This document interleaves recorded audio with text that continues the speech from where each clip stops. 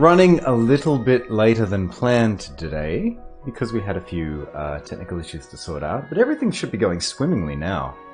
And I am so excited. I'm so excited to be here and kicking my metal water bottle over for Halloween. My week has been pretty hectic. I've just come out the other side of Games Week, which is the busiest stretch in the year for the games industry here. So I've been working since last Saturday. So like 8 days, 9 days total, depending on how you want to slice it. And so I'm really looking forward to sitting down and just playing through a horror game with you all. And I had, as part of my Games Week, I had a really awesome event, which was the second annual Horror Games panel at PAX Australia. I was on there with Gemma Laurel. It was compared by Brian Holland. Gabriella Logren was there. Math being an important skill. There was 4 of us, so that's everyone. And it was so much fun. It was so much fun getting to talk with a room full of people about why it is that we love horror games. Now, you might notice that things aren't spectacularly spoopy here. I always love the cognitive dissonance of this overlay compared to horror games because it is a delightful overlay. It is for Battle Chef Brigade Deluxe, which is created by Sean Pixel, who do dynamic themes licensed for games. It's one of their many talents. They also do their own games as well. But yeah, I love this theme. And you can also hear me in Battle Chef Brigade Deluxe as the incredibly handsome gentleman who's over, in fact, actually in that direction, if I point the right way. Ziggy, the Undead Necromancer. Now, there's not really any housekeeping that we've got to get through here, so let's get into it. It's going to be... I'm so looking forward to today. I was getting to the point where, because Games Week is so intense, I was getting to the point where I'm just like, I just got to get through it. But now it's Halloween, and I get to sit here and play through a game that I've been super interested about. So let's dig into it. Let's get into it. Let's activate the spoop. Now, I have recently rejigged my sound as well, in order to actually get things a little streamlined so that I can get things like, for example, audio notifications. So please let me know if there's anything that's not sounding quite right. I think I've also dug out an issue I was having over time with audio skipping from the PlayStation, which is nice.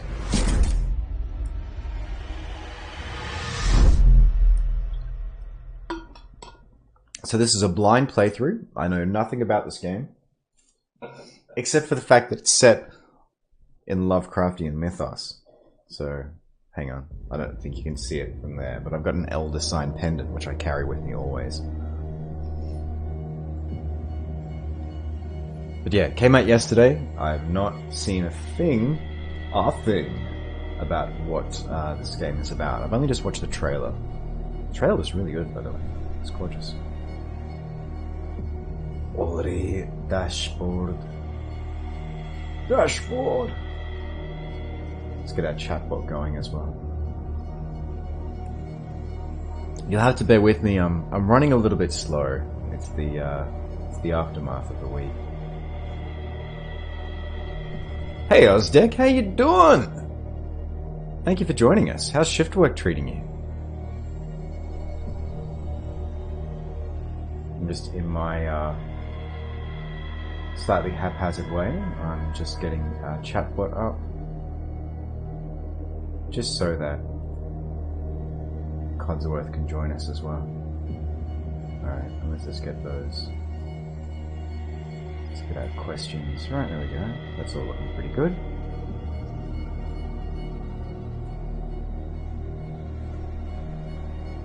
Yeah, I did. Thank you very much. I was, it was a good time. It was pretty hectic.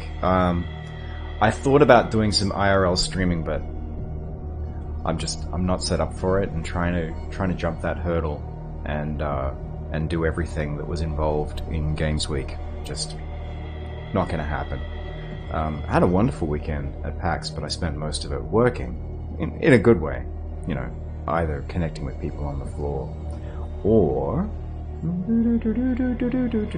Or working with Tin Man Games booth, actually playing the role of a magical bird, which was fun. Alright, now I'm getting a bit of crackle here on my headphones, but I think that's purely on my end. It shouldn't be happening with the HDMI throughput to the Elgato, so again, please let me know if there's any sound issues on your side.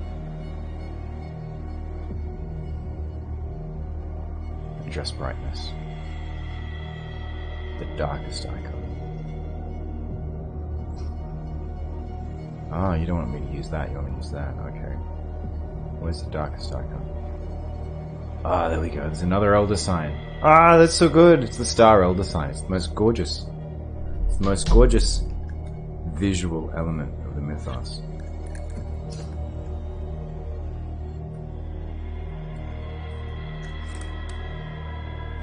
I know I shouldn't take it off because I'm exposing myself, but yeah, there we go. There's my Elder Sign pendant as well. Yes, Cthulhu is life. You're absolutely right.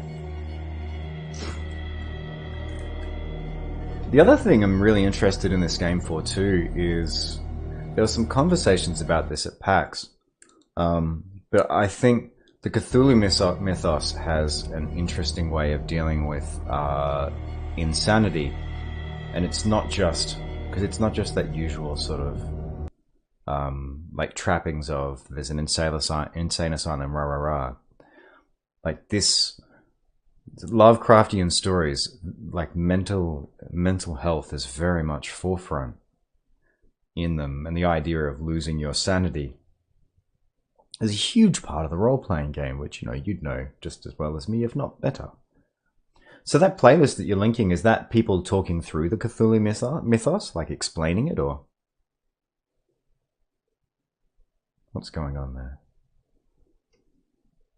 Drowns his memories in liquorins. Oh, great! He's a First World War veteran. This is going to go well.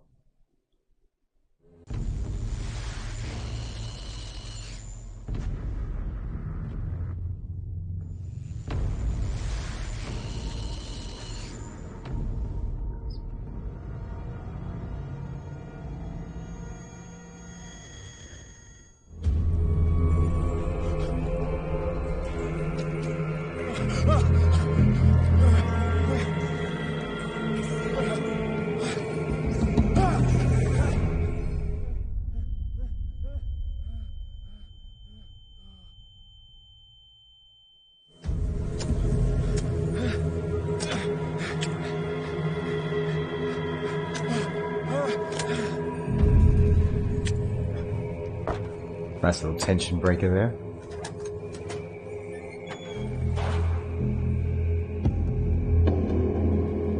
Cold open.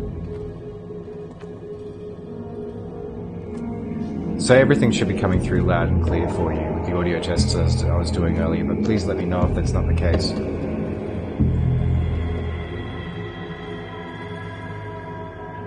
Oh, interesting. Bleeding with sharks. Nice. Sharks are creepy in and of themselves. Fuck off.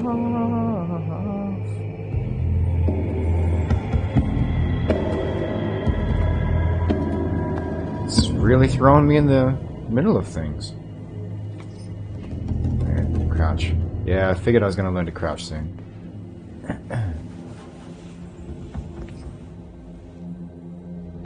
Wonder what's happening here. Dream? Oh, yay me! I reached the rank of Sentinel. Fantastic, glad to hear audio's coming through okay. I spent a bit of a hectic morning dicking around with it.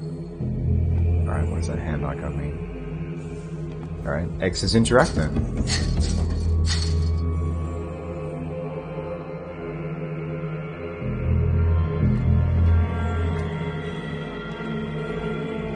Place your bets, folks. I think we're in a dream, which is a harbinger of things to come. We must light up some counter darkness. Alright. Interesting. So I can get out here? So darkness is an element?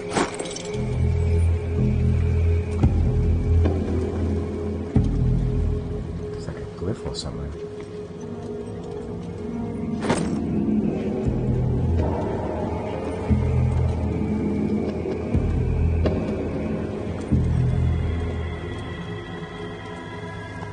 We'll see how this goes. I've got faith in the game, but there's shades here of the problem that Evil Within had with its opening, where it just gave me nothing.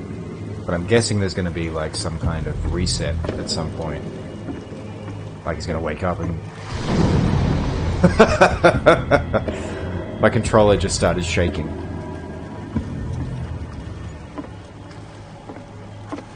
That was a big one.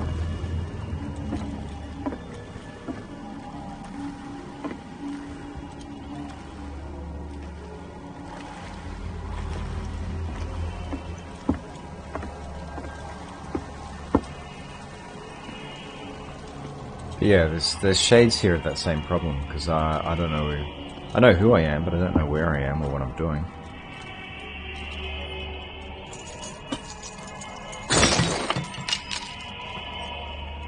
Do-do-do-do. In my wake, hold along. Fate inescapably draws you on.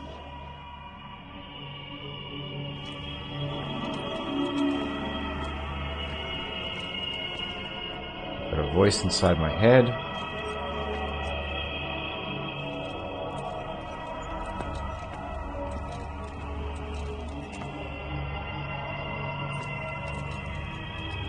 So how have your gaming nights been going? What's been on rotation at the moment, Ozdeck?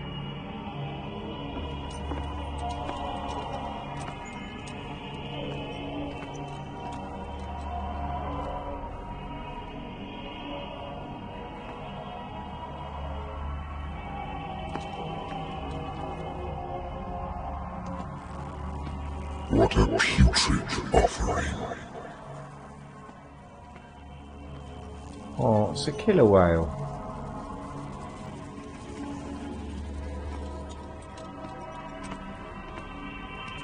Oh, it's a bunch of them.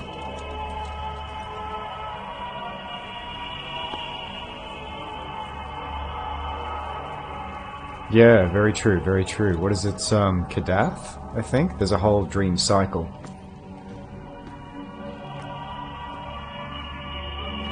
Don't fight. You have been chosen. I think I want to fight, actually.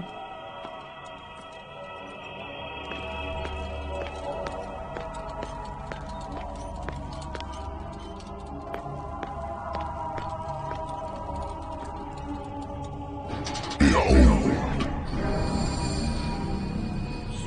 Everything has already been written.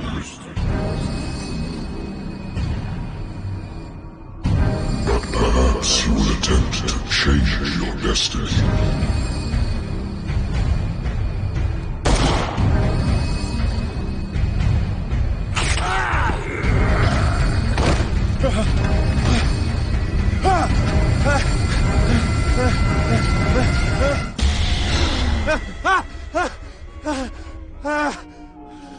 Nailed it. I hate whiskey. Here we go. Just finished up with the Wild West dungeon crawling board game. I think you told me about that before, hadn't you? Because that sounds awesome.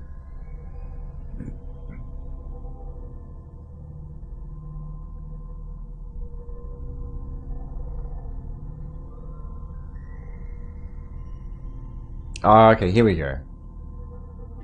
My faith has been rewarded. I wonder why I still take these things.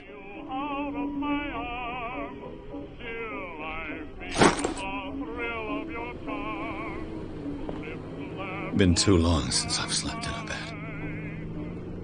I like his voice. It's great. Like that to me is what you want for like the hard-boiled detective / World War I veteran. Man, World War I veteran, that's some hard yards. I used to be an avid reader. Dan Carlin's podcast series on World War One is amazing and sobering. Like what it talks about with like the fields like Verdun. It's just insane. The Wentworth Agency doesn't attract top-notch cases.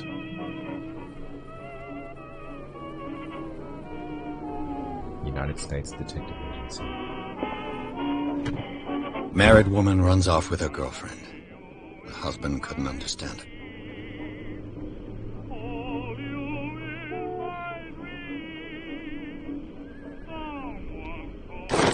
First arc. Oh, nice work finishing up the first arc of the superhero game. That's awesome. Dream Quest of Unknown Kadath. Yeah, it's a bit weird. Oh. Have a drink or don't drink. Let's have a drink.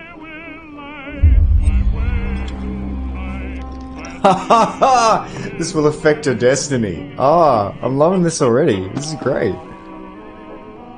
US has voted dry. Okay, so prohibition. Been a while since I jotted down something other than my nightmares.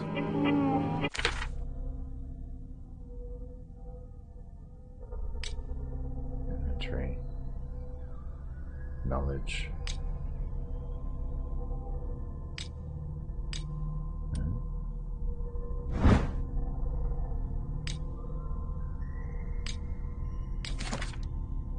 Pierce. Okay, so we got skills. Huh, interesting. Okay, so we'll be progressing up. Yeah, I love that tonally he did do stuff like the dream cycles. It's very different from the... You're right, it's very different from the mythos stuff, but Natural sciences, linguistics, archaeology. it's great that he tried to sort of span different tones.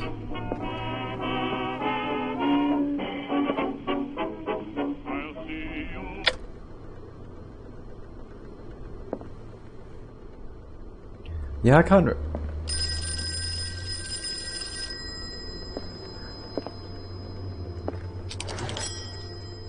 I'm listening. Are you Edward Pierce, private investigator contracted by the Wentworth Detective Agency? That's correct. Hello, Mr. Pierce. I'm Lucy Sherifield, in charge of investigators over at Wentworth. I'm calling because of a problem with your file. A fire has destroyed some of our documents. Is that right? I'm so very sorry, but I have to collect your personal information yet again. Oh, here we go. Ah, I'd forgotten about that. The introductory story for Nyarlathotep when Nyarlathotep appears as like the Egyptian boy or Egyptian youth is just gorgeous. All right. Oh, what do we want to do? What do we want to do? Eloquence. Convincing or manipulating during discussion. Spot hidden. Okay, so we've got 8 character points. Oh, fuck. Oh, choices. Medicine, strength. I reckon we go for spot hidden. Let's go for spot hidden.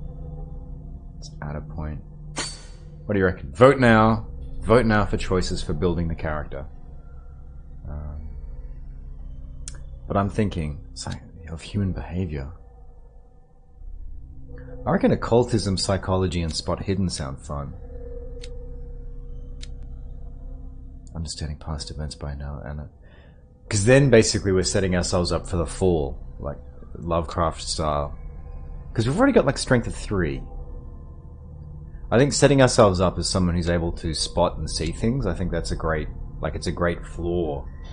You know, strength it's a flaw in Lovecraftian stories because then you'll see everything when it comes. What do you reckon? What do you reckon, Ozdak? Where should our points go? You tell me. Do we want to be eloquent? Because I'm thinking not. I'm thinking being able to be bottled up, or being bottled up and not really being able to connect with people, but being able to see things that are going on. It's a nice little trap. I love the basics of the character though. Like, I'm fucking in. The cold open I was a little bit concerned about, but like a detective who is whiskey soaked and got them sleeping pills going on. Like someone who's trying to escape the nightmares of what they've seen already. I like that idea. Let's dabble in some things that we shouldn't see. Hang on, what's going on here? Oh wow, occultism. Okay. There we go, occultism 2. Whew! It's hard to get up. Hard to get up there. Let's go for psychology. Oh, we could get determining dosage of drug, making diagnosis. Yeah, we'll stick away from medicine for the moment. What can we get? We can't get spot hidden. Let's go for psychology. There we go. Yep.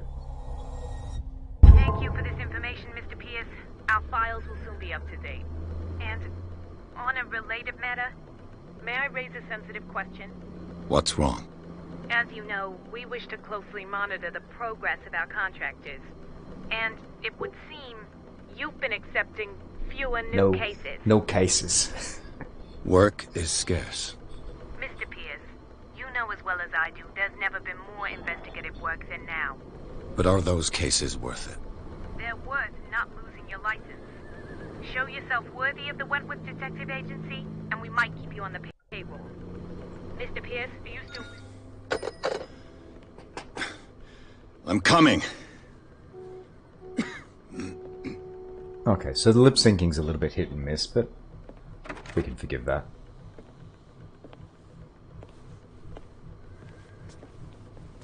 Sir, I came here on the advice of a person whom I hold in high esteem, and I must say that I expected anything but a drunkard's lair. Oh, don't look at the picture.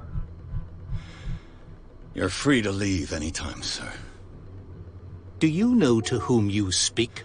Stephen Webster, industrialist and art collector. All of Boston knows you. Tell me, Mr. Pierce, are you capable of handling a new case, or are you simply a deadbeat inebriate?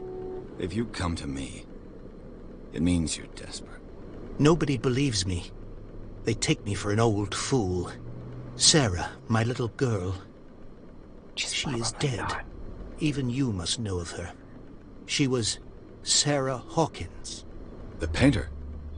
Yes. Everyone knows her work. The police accuse her of killing her family. They all died in a fire. Sarah, her husband, and Simon, my grandson. I can't do anything for a woman who is already dead. Find out the truth. They say she was mad, but I know that's a lie. She would never have done such a thing. But if you have no proof... I've brought all that I have. Look. I want you to look carefully at this painting. Don't. Tell me all the assumptions that come to mind. Oh, this is a bad idea, Edward. What am I supposed to find? Tell me if this is the work of madness. Or if, on the contrary, you manage to detect some logic, a rationality to follow so that I may understand it. Is that all you want from me? Yes, please. All right. I'll look at your picture. That's all you've got? The painting? I placed a file on your desk. It contains everything I have on the affair. Oh, this is cool. We're gonna get to do, like, detective stuff. Let's see how this pans out. I'm really interested now. Hang on. Wait, what am I... No. Skills. Oh, now I got my sanity rating. Sanity. You can unlock mental traumas. Nice. Clues. Oh, this is so cool! We're actually gonna get to do detectiving. That's great. Like, that's such a mainstay of the stories. What's this symbol on the man's chest? It's as if Sarah Hawkins breathed a message into it. Alright, consult diary. Okay. From a UX perspective, that's maybe the only thing that's bumming me a bit now. It'd be nice when I get those prompts to open up and look at stuff. It'd be nice if it went straight there. But, you know, that's a small thing. This painting depicts a monstrous silhouette. The threatening a woman and child. Flames could be made out in the background. Stephen Webster. Link to the daughter. Cool. I love the look of it in the painting. It's like it's breaking through. Hang on, consult diary. I thought I just did. Alright, where's my diary? Where's my diary? Out of Sarah Hawkins, isn't that? Intuitive visionary artist.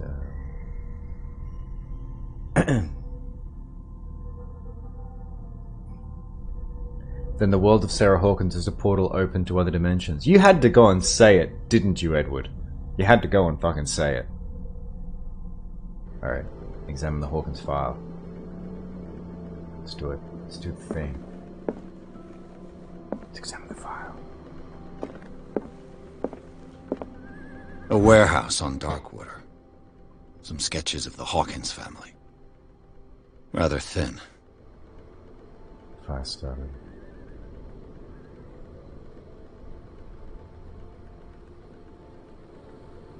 Okay, so we're probably gonna be going to Darkwater, to the warehouse next. The island of Darkwater. So, Mr. Pierce, what do you make of these elements?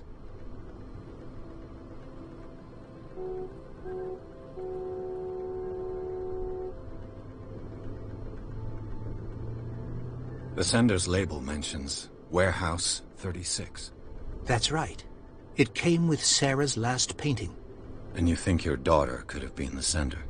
That is what you must find out. Go to Darkwater. Find Warehouse 36.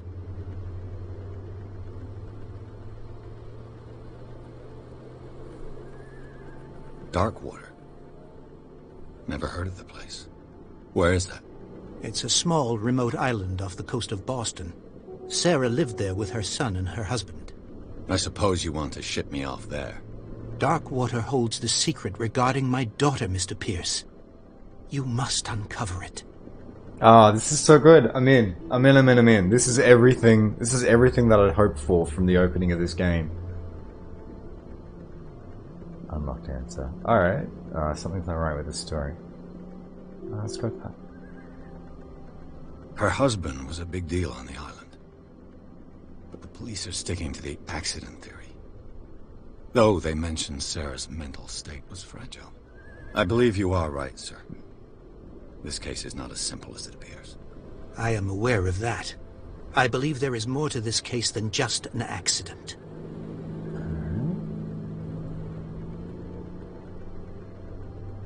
The meaning could be exactly as it appears.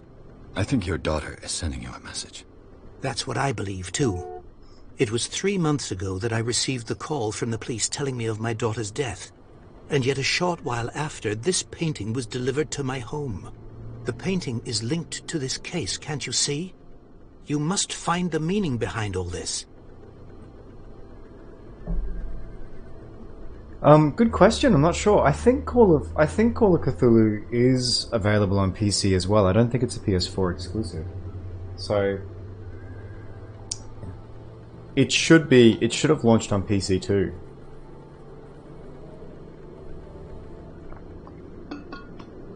Worldwide release was yesterday. But yeah, if you do a quick Google, that should tell you, like, either way.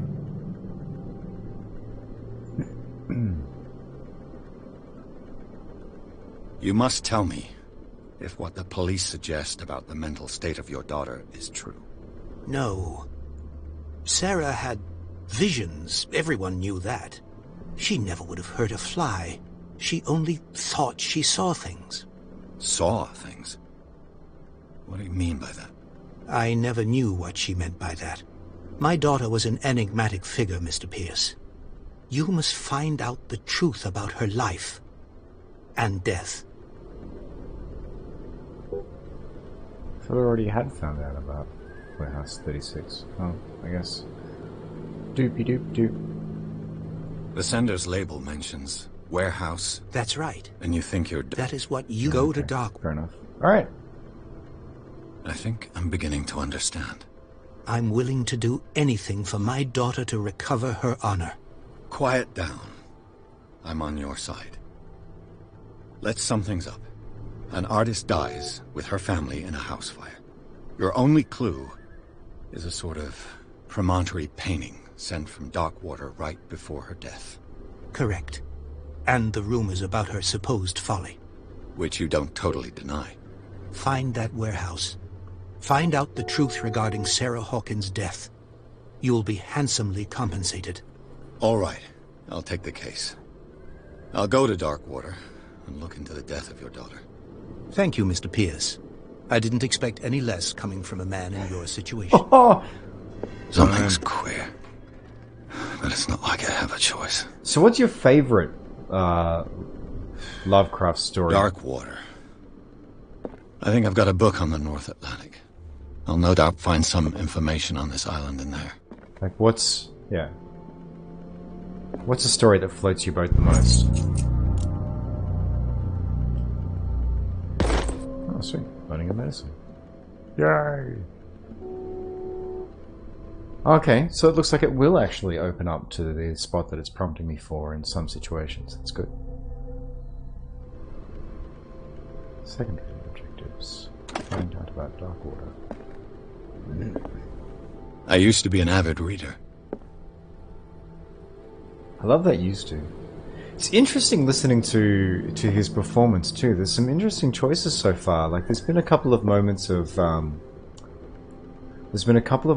like genuine surprise in his line readings when he's like, I can't do anything for a dead woman.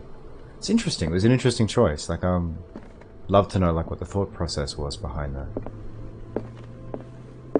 Because he's not incredulous. He's not pushing back.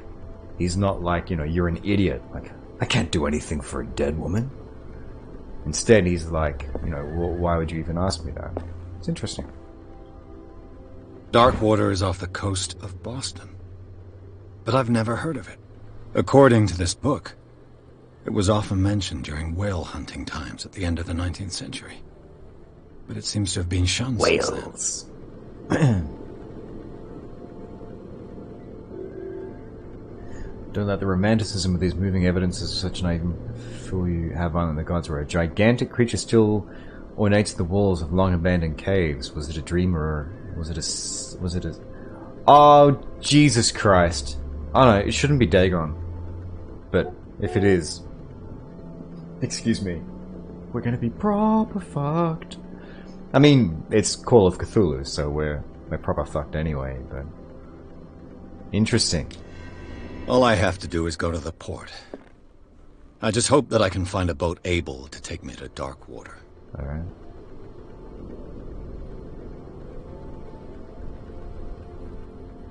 Very Lovecraft, though.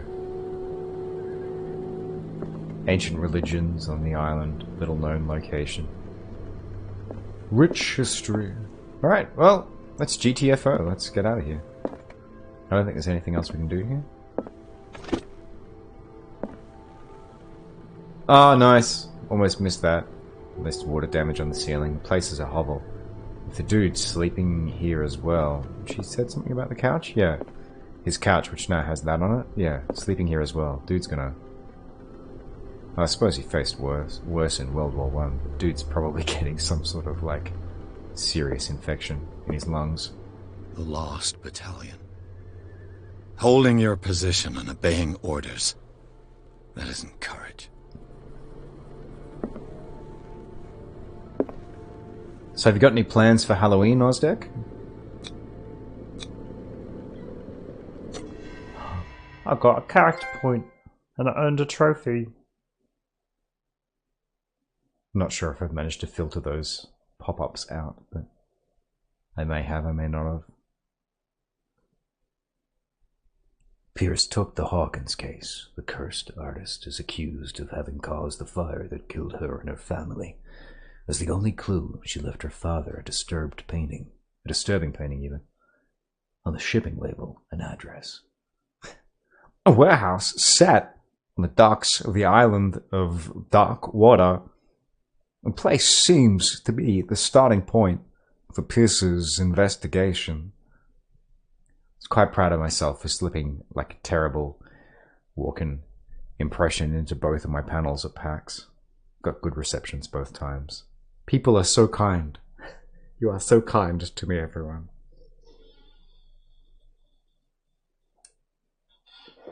Okay, so transported from hectic, busy Boston to the far-flung island of Darkwater, the remote, and I would probably venture isolated island of Darkwater. It's great. Gotta do it.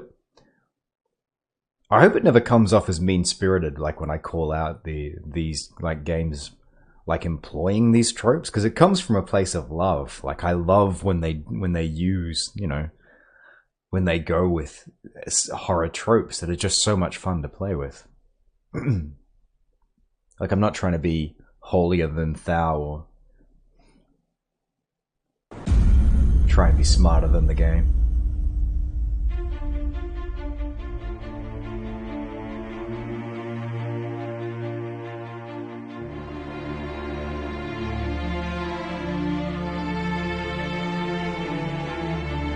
More like I'm squealing and waving my hands in excitement, but I'm trying to avoid doing both of those because, well, it peaks my audio and I've got to try and keep a hold of the controller.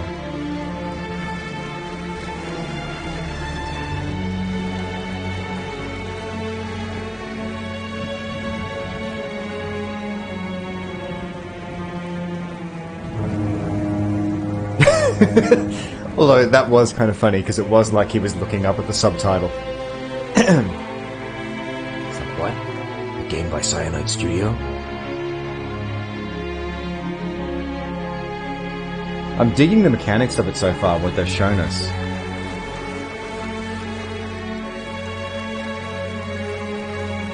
We're almost there.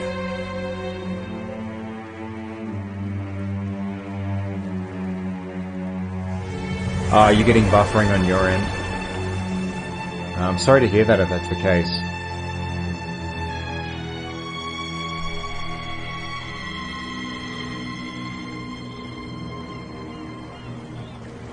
Let me know if it persists and I'll just keep an eye out. I'll just keep an eye out on my side.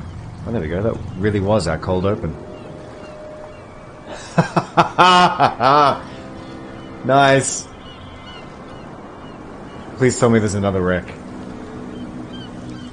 Called Charybdis. Or however it is that you pronounce the other monster's name.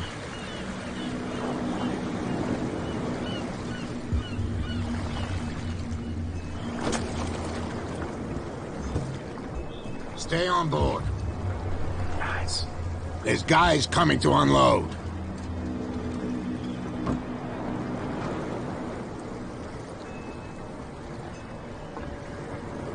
Welcome to Darkwater Island, Mr. Pierce. Why, thank you, Captain Fitzmaurice. So, what wind brought you? Does the Hawkins case mean anything to you? A sad story that we would all prefer to forget. Charles Hawkins may have been a landlubber, but he was a good man. And his wife, Sarah Hawkins.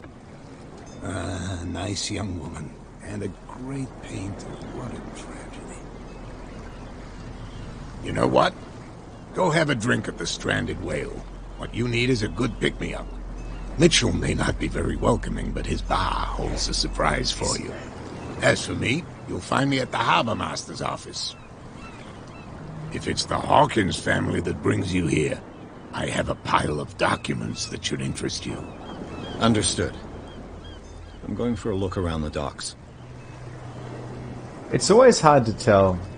Gotcha. If it does keep up though, I'll pop an eye on Twitch just in case. Yeah, I feel your frustration. Oh, there we go. Skilla. Yeah, you actually, that would be correct, wouldn't it? Because it's a hard C, because it's like Greek. Charybdis. There we go. That makes sense. It's always hard to tell with regional accents, but it feels like that guy just slipped in like a couple of, like when he said like, bah. And I can't remember what the other word was. It was like he was just like sort of trying to slip in. Oh, by the way, I'm from Boston.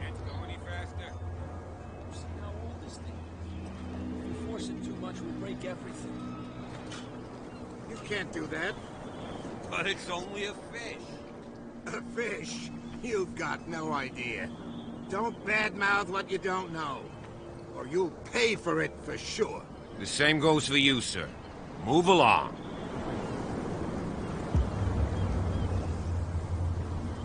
I'm looking for this address. Warehouse 36, Darkwater Harbor. Ah. And so who are you? I didn't introduce myself. Edward Pierce, private detective. In any case, it's not very important. I can't answer that. You can't? Or you don't want to? Oh, no. I'm not getting into those games, me. Now, please, allow me to do my job. You can't understand. You're not sailors. It's a sign. There's something coming. Something real bad. The blood is just beginning to coagulate. It died a short time ago. Only a specialist would know what killed it. That's no way to treat an omen. Oh, yeah? He's gonna get us into trouble. Huh.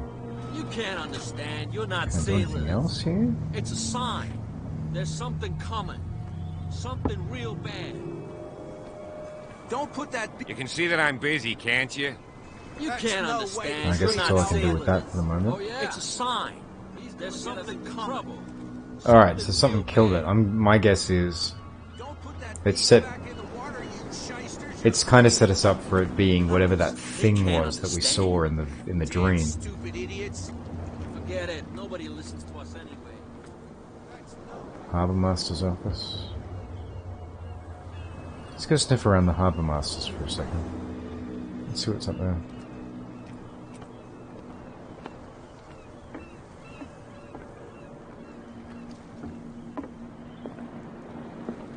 Yeah, it's interesting. Like, now that I'm affiliate, like, there should be even like a widget down the bottom of the screen to let you sort of like buy stuff via like Twitch. But the funny thing is about that, like, when you think about it, like, it's nice that you can do it, but like, who would? When Steam is just so much easier. Hang on a minute. Let's go have a chat with this. Is that Fitzroy again? Yeah. I've brought out the Charles Hawkins cargo manifests. They're on the table next to you. But in truth, you're likely to be disappointed. When you're done, come join me on the deck. Alright. Does that mean you're gonna move?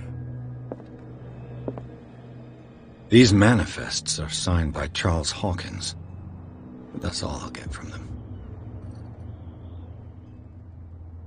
Hang on a minute. Am I... Sarah Hawkins, Charles Hawkins, so it's part of the family. Wonder if I'm skipping ahead here. Main objective is talk to Fitzroy. Alright, now that you're out of the room. I wonder what Captain Fitzroy has got to say about this woman, Cat. Just make your payment to the carrier. Cannot afford to provoke us. The terms of our agreement are clear. Keep your men under control. Interesting. Very interesting. What's that here? Let's take a look.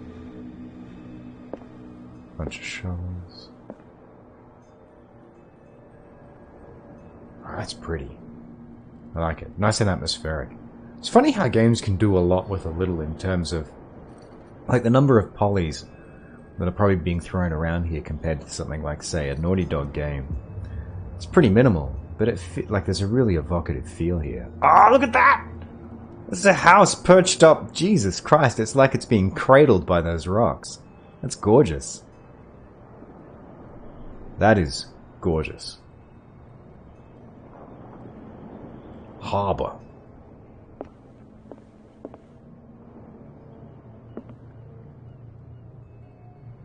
Harvard Yard. Boston accent's always one that's eluded me. Although, I should say, I've never sat down and tried to perfect it. It's a fun one, though. Fishing equipment. Could do with some rust remover. It's the outhouse.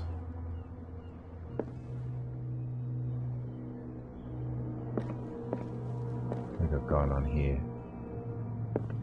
This blackboard hasn't been used in a long while. No, it really hasn't. The Scylla. It finished up beached at the entrance to the harbor. There we go. They're going for Scylla, but I'm with you, Scylla.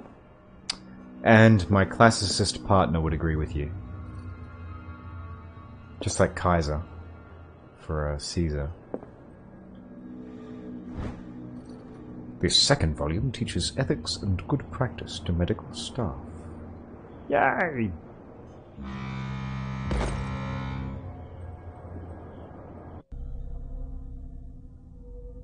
Oh, I got a character point available.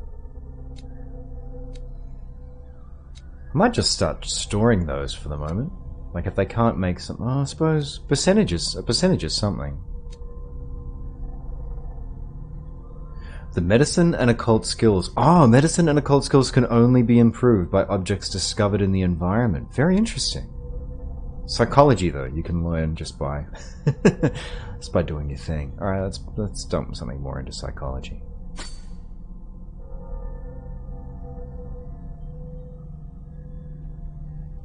Ah, are you playing Red Dead? Are you Are you playing Red Dead Redemption 2 at the moment? Like I would agree with you. All of that being said,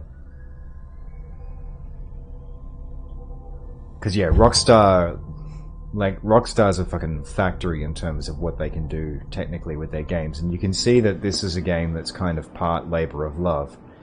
Like it's not it's not a game that has shone from a technical perspective, I think, so far. But it's solid at what it's doing, and I'm really interested in where the story goes.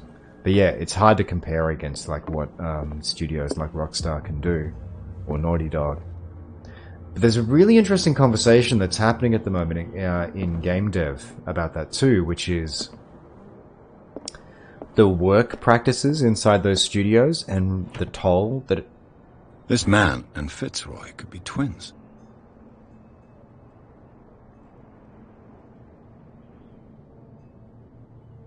Alrighty. Red flag number 1. How'd he grow a leg back? The answer will not be good. Or he had a twin brother. What a macabre souvenir. What a macabre souvenir. It's an I thought the word even... What a macabre souvenir. I always thought it was pronounced like in every dialect as like macabre. Am I wrong? I want to follow that up later. Again, like that's that sort of stuff you can... I'm being cheeky because that sort of stuff you can chalk up to a factor of I am voicing 10,000 lines or so. Oh, okay. You probably answered this question before, but you game then on PC primarily, like you're not an Xbox player either, from what you were saying. Secondary objectives, go to the bar. Alright, let's go to the bar before we talk to Fitzroy. Fitzroy's got some secrets.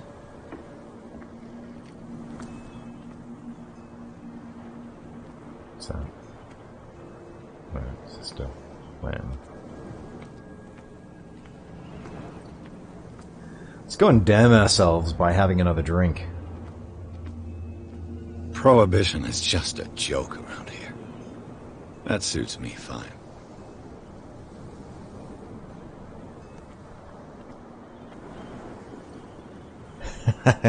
Nice.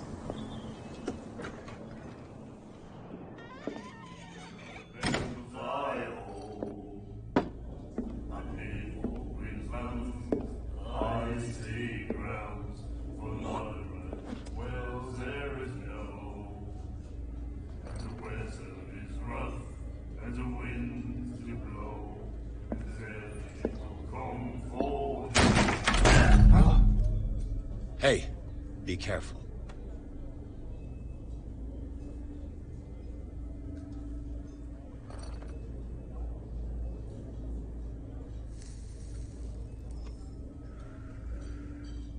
Let's get him another drink. He's dry. In my bar, we don't serve troublemakers.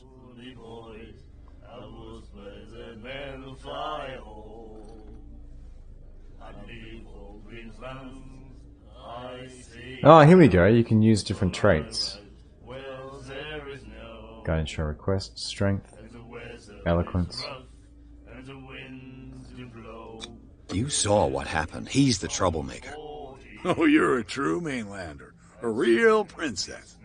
You strut around with your la-di-da ways, and then, as soon as the pressure arises, you start squealing. You don't have what it takes to drink my whiskey. You've got to earn it. I'm here for information, not for a fight. I prefer it that way. Speak then. I reserve the right to answer or not. Alright.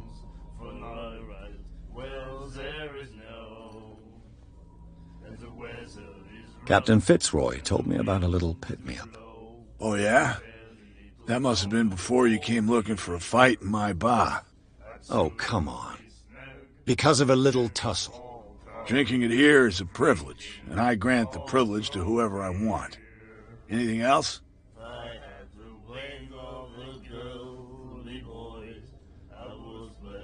The stranded whale. I guess this bar has been here a long time. What can I tell you? I'm a nostalgic sort of guy. The name, it reminds us of the golden age of Darkwater, when our whalers left for long months and came back sweating and stinking of the oil and flesh of the whales they'd been hunting. It was a tough time, all the same. Ah, but steeped in glory. We've never known such wealth since then.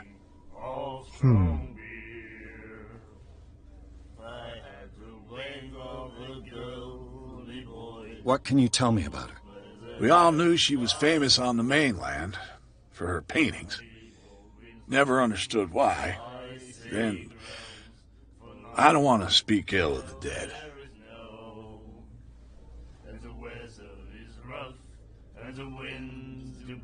Her vision. Was it so terrible? Way I see it, the truth is really a question of point of view. What do you mean by that? Do you still trust the truth after a bottle of whiskey? Her style made her famous. How would you describe it?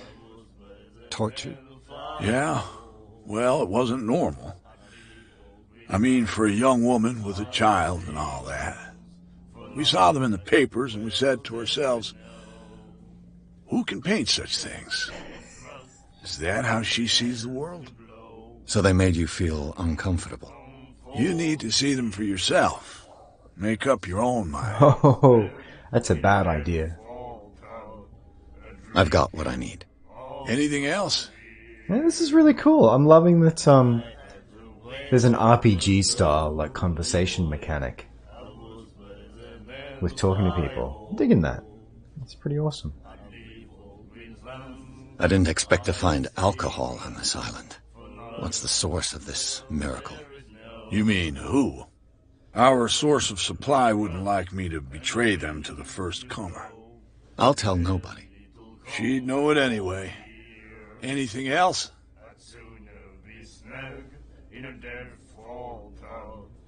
Do you know where this place is? Warehouse 36, Darkwater Harbor. The Hawkins warehouse. I see, yeah. If I were you, I wouldn't hang around there. Why not? First off, there are rumors. Sailors from around here say you can hear noises coming from the warehouse at night.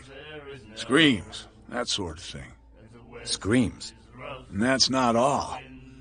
There's the fate of its owners and all the superstitions that go with it. But I'll say no more. Anything else? Alright, doesn't really help me. That'll be all for now.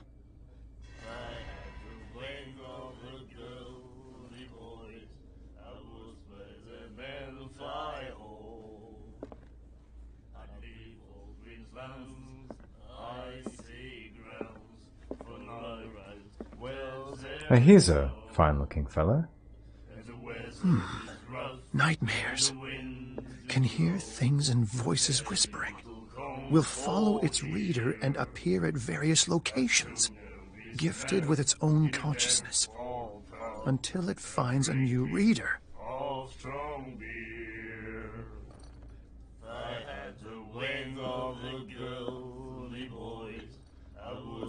Do you like our song? We're true sirens. We may not be pros, but we give it all we've got. That's true. It's a reminder of the time when we were still fishing for whales off Darkwater Island. What brought whaling to an end? The whales, of course. They all disappeared. You exhausted the stocks. You could say that, yes. There were fewer and fewer of them. Until the last, the biggest. The one of the miraculous catch. Exactly.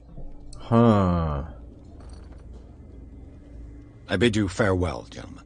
Good night, stranger. So long. Stranger. Alright, let's go see if we can talk to this woman who's doing her Strider impression. Hello. What you looking at, stranger?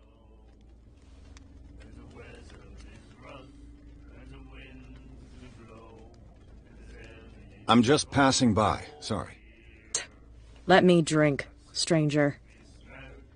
I told you to beat it. Oh, get one shot. That's it. I had a feeling she'll be back. Well, I guess that's it for the bar for the moment. There's no second level that I'm seeing here. It's just at the back.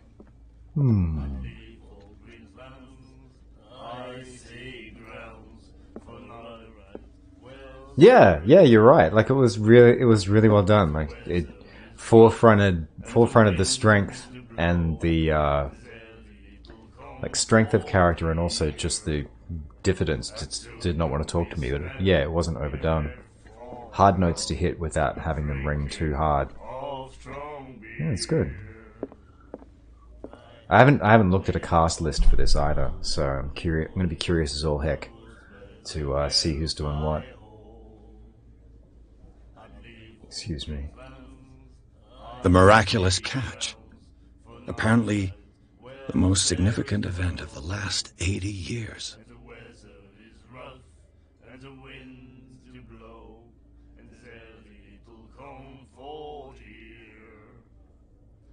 Covered the whole deck in possible hangers.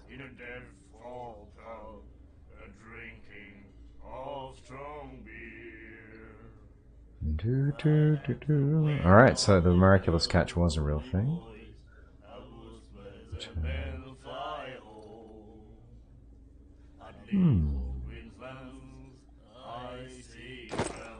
New occult element. Miraculous catch, yeah. Absolutely. You have no right to treat us like this.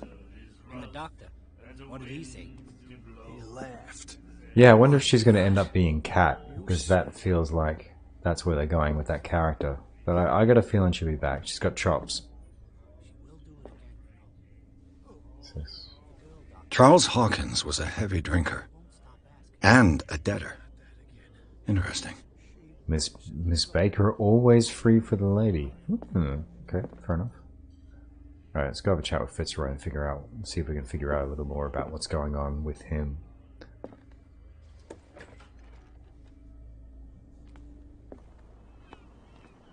I was listening to a podcast recently that was talking about sort of the importance of the development of light and what that did to technological developments and how we've been at mercy of the darkness for so long, but just how important kerosene was in order to provide like a clean, safe burning light and kerosene lanterns, and that intersects like pretty quickly with whaling, because whales were a great source of kerosene as an oil eventually, like once they're refined.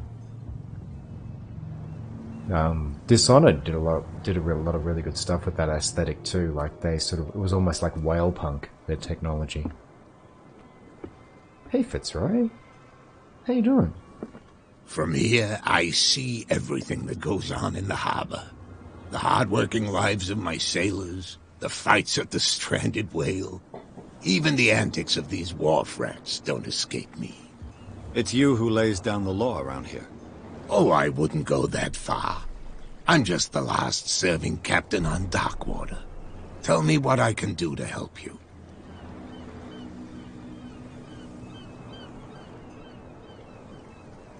Your manifests have been blacked out. They're totally unreadable. Yeah, I saw that. I've got no idea who did it or why. I don't remember having countersigned anything special enough for someone to hide it. And why obliterate the dates, as well as the goods stored in the warehouse? You mean that the dates have some meaning? Redacted documents in 1920. Nice. I know that Charles Hawkins was descended from a family of ship owners, and the island's fishing industry was hit badly. Indeed, we specialized in whaling, but no whalers went out to sea after the miraculous catch of 1847. So where did the Hawkins family get its money? Well, from what Charles inherited, I presume. Although, these dates on the manifests could indicate that he had contracts of another kind.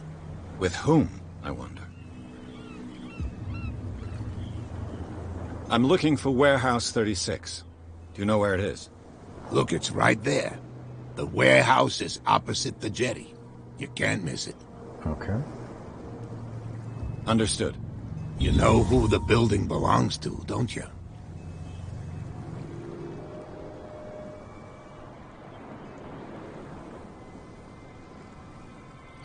Oh, is that true? I did not know that, Ozdeck. That makes a lot of sense, though. It makes a lot of sense that they were sort of focal points. Like save points for colonization. You underestimate me. Huh? You know who the building belongs to, don't you? Why? I'm so confused, dude. Why is that a question? Why are you asking me that? Let's go with this. You underestimate me. I like that. Snooty reply. It belonged to the Hawkins family. Precisely. I think that somebody here wanted me to search this warehouse. Alright. Let's go. Yeah, who's Cat? I found a threatening letter signed by a certain Cat. What? I don't mind you visiting my harbor master's office, but I'd prefer if you didn't go through my affairs. Are you being blackmailed? Not exactly, no. That shyster wants to make us pay protection money. With any success? I wouldn't say that, but she terrifies my men as much as her own. Can you not do anything to stop her? Don't you worry about that. I'm just back from the wharves. The dead killer whale is unsettling the sailors. Ah, yes. Us men of the sea are superstitious folk. Yeah, what would have killed it? Killer whales don't have many known predators. That's true. And normally, they're not found around here. But, you're gonna take me for a fool. Give it a try. Have you heard about the depths?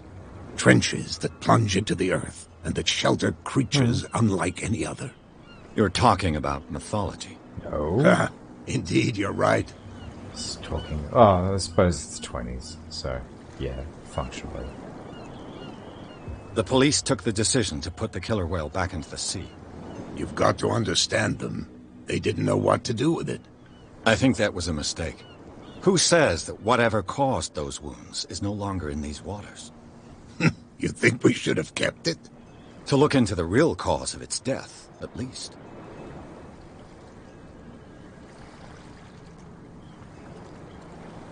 The miraculous catch. Is it a local legend? Not at all. It's an episode from our glorious past. Go read the story of the sailor's return to Darkwater Harbor. It's displayed on a wall of the stranded whale. Okay, so we've got We've got a small island that's fallen from its glory days. That's another awesome horror trope that's at play here. Everyone's bemoaning the end of the whaling industry there. The interesting thing is here, so here's our next riddle, like, what's the deal with the miraculous catch? Like, that ends everything. Was this giant... Because the idea of, like, a protector whale that was fending off something doesn't feel Lovecraftian. But if that ends the whaling, if all the whales disappear, like, was it protecting them against a bigger... was it protecting the area against a bigger threat?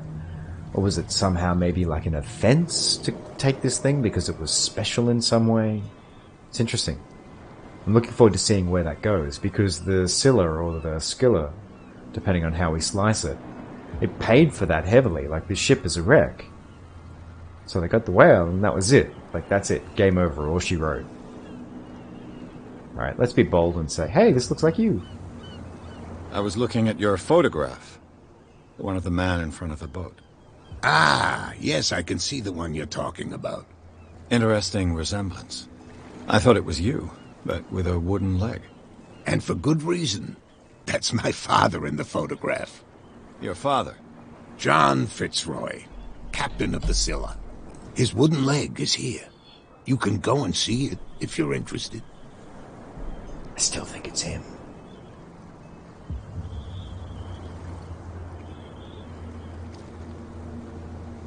Yeah, I'm with you. That somehow taking that catch, like, was an offense against something. Because there's nothing that cares about us enough and is potent enough to sort of stave off the horrors.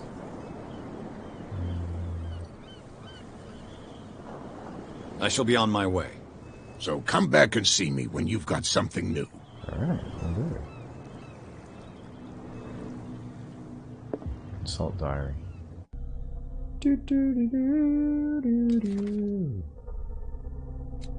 Charles Hawkins. Shipowner.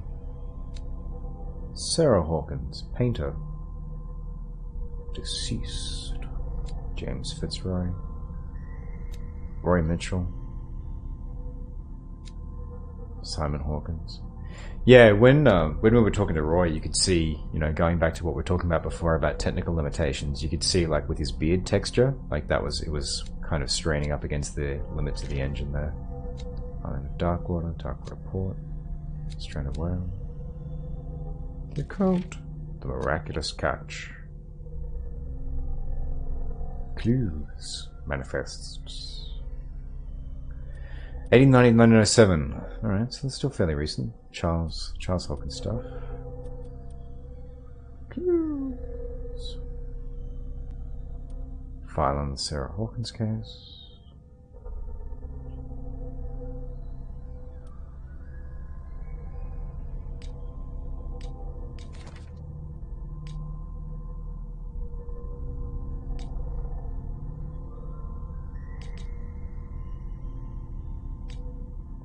Ah, that's what you're telling me, there's a character point available.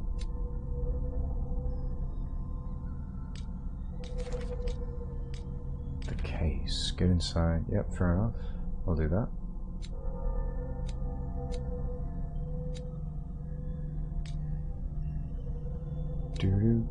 Do.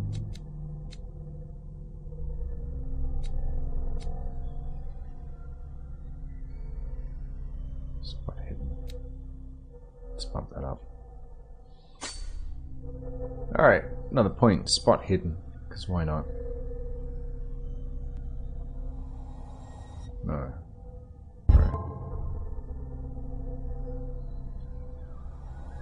I guess it's good in a way that you have to validate that before you're finished, but it can be a little... It's twice now that I've almost forgotten to validate. It's prompted me. Alright, let's go into the warehouse. Let's see what's going on there. There's a spot that's cleared for me now. That's nice.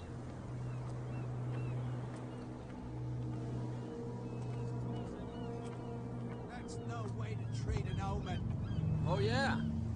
He's gonna get us into trouble. Let's go have a talk to Shifty. How you doing? Hey there. Where do you think you're going? I thought that the Hawkins case had been closed. That's true. So what are you doing on guard duty in front of this warehouse? Who's asking the questions here, the cop or the tourist? What more can you say about the death of the Hawkins family? Not much more than what everyone knows. I wasn't on the case. They were all burnt to death, right? Up at their place. The whole mansion went up in flames. Don't get it into your head to go wandering around up there. Let's do it. Dangerous.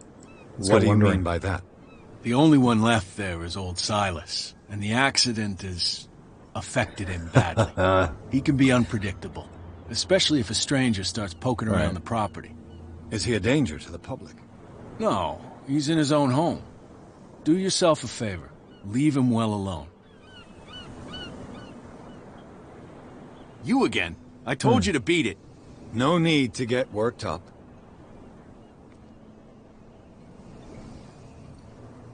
Yeah, some interesting choices there. Like that no need was pretty, like there was a bit of stretching on that, like he was leaning on those words. It's an interesting choice. It just came out like heavier than, like it wasn't a casual way of saying it. Alright, well, let's see how we get into the warehouse. You live here? Why did you do that, huh? We saw what you did to St. Brendan. Yeah, we'll teach you to come onto our island and ridicule our protectors. Who was... I've never heard of this saint. Is it a local belief? But everyone knows St. Brendan, the Navigator. He's the patron saint of whales and whalers. What happened to the statue? Go see for yourself. He's at the end of the jetty. There's you, our beloved statue, and then those two bozos behind us.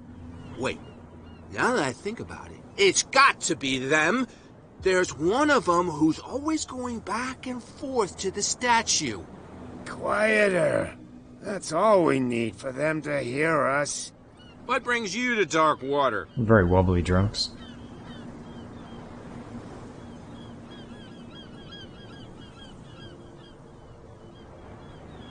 Peculiar house.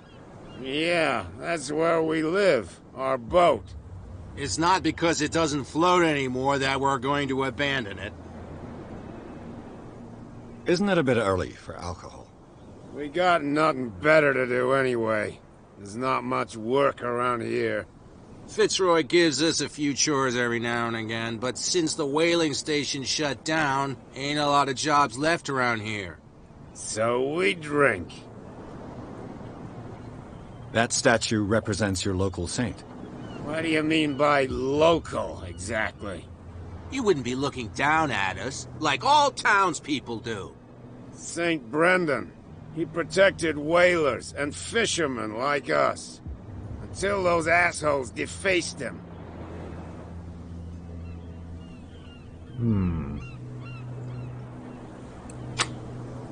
Yeah, right? That's exactly it. Like they're animated as like barely on their feet, but some of those lines are quite well pronounced. The two guys behind you. What are they guarding? The bootleggers. Scum. They're protecting their territory. From whom, I wonder? They really don't have a choice anyway. They're more scared of Cat than an attack by drunken sailors. If only they would kill each other. Is it Cat who's shaking down Captain Fitzroy? Hold on just a minute. We didn't tell you a thing. Nothing at all. There's a really great tip that Alan Tudyk has about playing drunk, which is you don't slow your words. You just be very careful about pronouncing them, because that's what most people do when they're drunk. They just think very hard about trying to say their words clearly, rather than just like slurring. Yeah. I've taken enough of your time. We'll see you later. Alright, let's go have a look at the statue. Let's go find out what happened to Brendan. Can we get there? We should be able to get to the end of the jetty.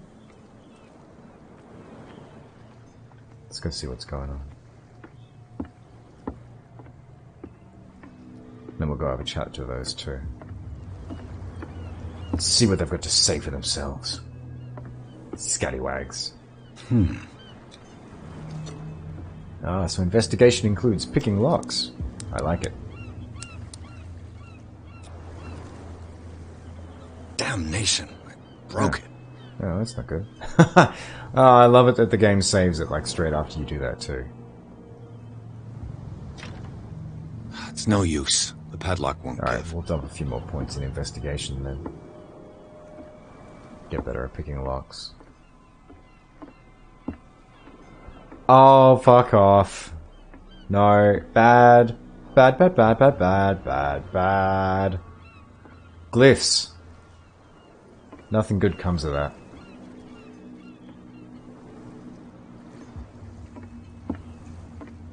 Oh, that's not good. Not good. So... St. Brendan. Patron saint of sailors and travelers.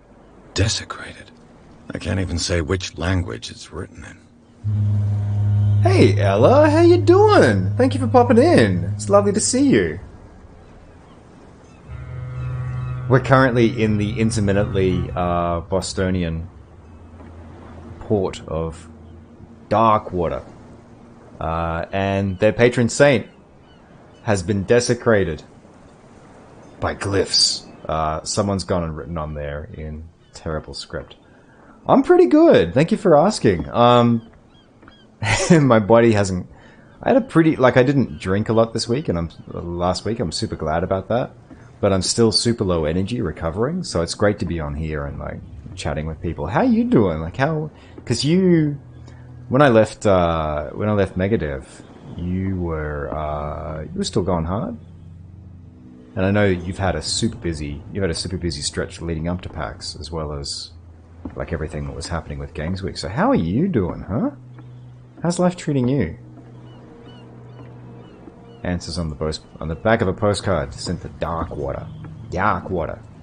Water. And in the meantime, I'm going to go find two ruffians. Two hoodlums. Hooligans. Oh, okay. That's actually... So we left probably about the same time then. I was splitting a room with someone, so I didn't get too silly. So I left about midnight myself, because I wanted to make sure I could find my hotel room. Right? Right? So Ozdeck, Infinity Plus 2 is a very lovely community manager slash maven of the local games industry. And we had the... Hang on, how do I squat again? Oh, that's alright, circle. Yeah, we were on a panel together at PAX. On the horror games panel, which was so much fun. How could you be dumb enough to leave the entrance to the warehouses unguarded? Keep your voice down. Why not go and shout at the cat while you're at it? I don't want to end up with her little knife under my throat. It's a stiletto, you idiot. And with that smell on your breath, I don't give you much chance anyway. I'm only like an hour or so into the game, but this is pretty cool. Like, I get to do like investigative stuff, which is a lot of fun. You are a maven. Everyone knows you. Everyone knows you and everyone loves you.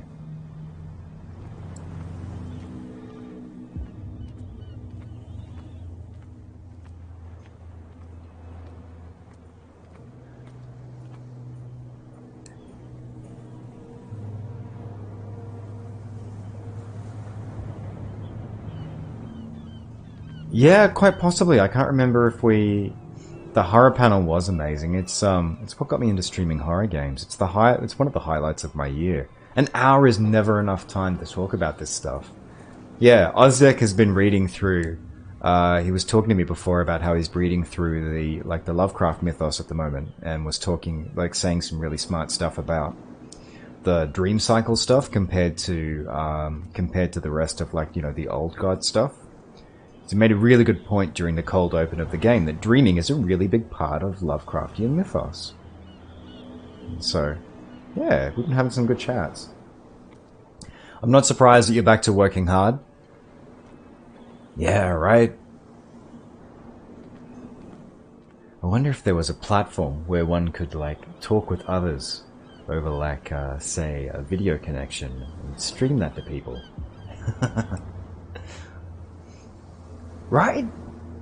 Yeah, it's such a, like, there have been a few stabs at it, but they've been few and far between, and it's such a beautiful, beautiful in a terrifying way. It's such a beautiful take on horror. Like, it's not like the, there's a lot to be said for, like, J-horrors, like, kind of things, monsters are created by human actions, and you have that sort of karma or revenge aspect, but I love the universe is cold and unfeeling, and, like, just doesn't give a fuck, like, feel of Lovecraft. Alright, let's go have a chat with these people. What's with you wandering around here like a hungry dog? We saw you talking to the two soaps. Go die of thirst, the lot of you. It'll stink less. Investigate their activities.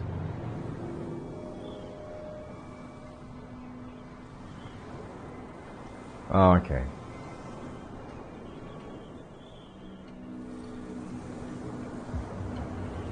Cat.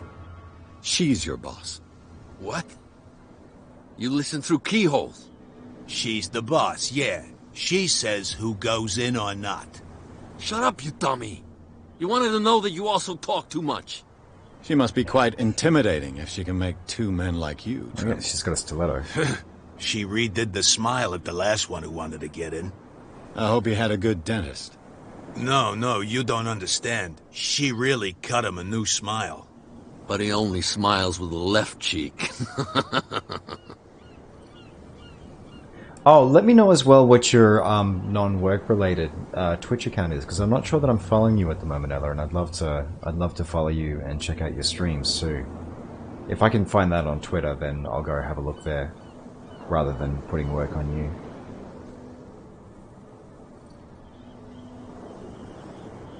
I went to see the statue of St. Brendan. What makes you think we did it? We're bootleggers, not savages. Who do you think defaced the statue? What do I know? They could have done it by themselves. Oh, okay, my bad. Who else, in your opinion? And who's interested?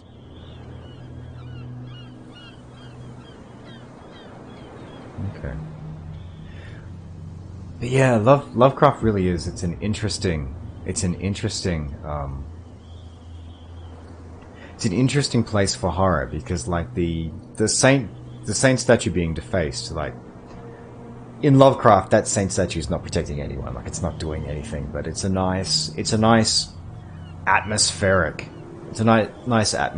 gesture. Like, I'm gonna just take a stab that there are cultists on this island, and so they've defaced the statue as sort of a way of, like, you know, tearing off, like, any wards and basically, like, you know, ringing the dinner bell. Whereas in other stories, like, that might actually be the thing, you know, especially in fantasy, that might be the thing that actually doomed the villagers. Someone defaced the statue of the Guardian protecting us all. Yeah, that'd be lovely. That would be lovely. Hey, Galagos, thank you for joining us. Lovely to see you here. Salty Patra. How's your week going? Yeah, we're just having chats with people, including these two ne'er-do-wells here. But yeah, things are super spoopy. I mean, it's Halloween. How good is that? My 4-year-old is like, she's been so excited all week for Halloween, and I tell you, like, my heart's grown 2 sizes watching her. She went to daycare today with, like, an awesome little ghost costume. How has your week been? I'm back from the dead because I've just been at Games Week, which is the big industry thing, which happens for Melbourne game dev industry over the last week. But I'm back here and I'm streaming. Yeah, is anyone dressing up? Fantastic. Well, there's spoops galore here. This game, actually, I'm only a couple of... Hang on, what have we got? Hour and a half in. I'm loving it so far. We get to be detectives in Cthulhu, so we get to poke our nose into things and then get our noses bitten off. Let's see if we can lie. I haven't put points into eloquence yet, so... actually, no, it doesn't sound like the best path. I've got to enter the Hawkins warehouse. I guess it's going to be complicated. No, it's very simple, in fact. Fuck off. I don't give a damn about your racket. I just want to get into this warehouse. And we don't give a damn about you. Whatever your reason for wanting inside, there's nothing we can do for you.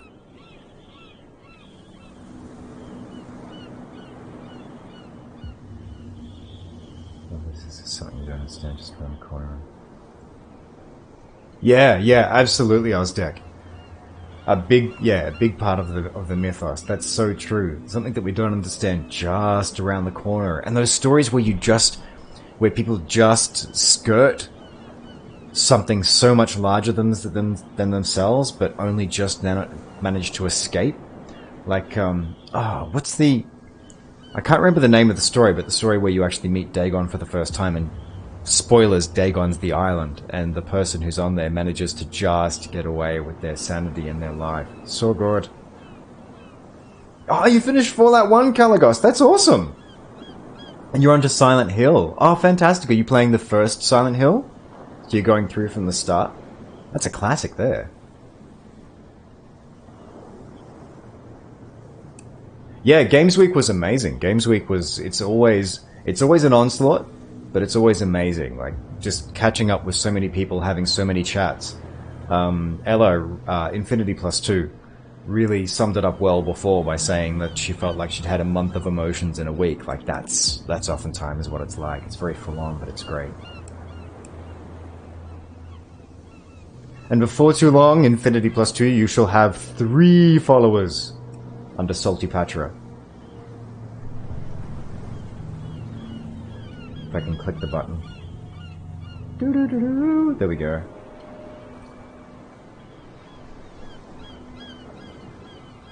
Yeah, dressing up sounds good though. I was gonna wear my horror themed zombie survival guide t-shirt. My Aperture Laboratories t-shirt is a lot more comfortable, and it's a bit hot at the moment. But I'll probably rock the robe and cowl a little bit later on tonight.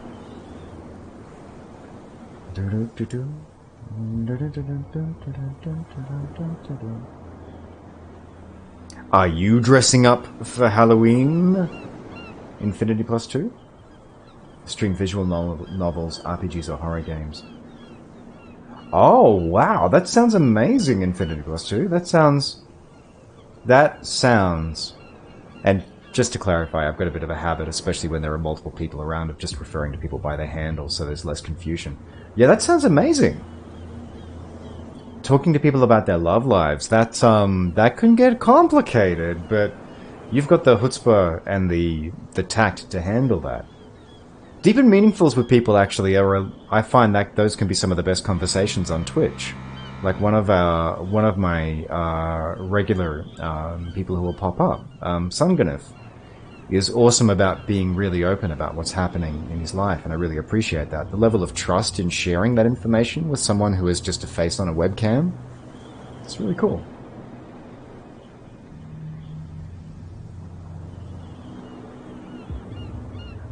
Oh, so Silent Hill Origins is what you're streaming, Caligos? That's the Silent Hill that you're going on to, and then 5? Is that correct?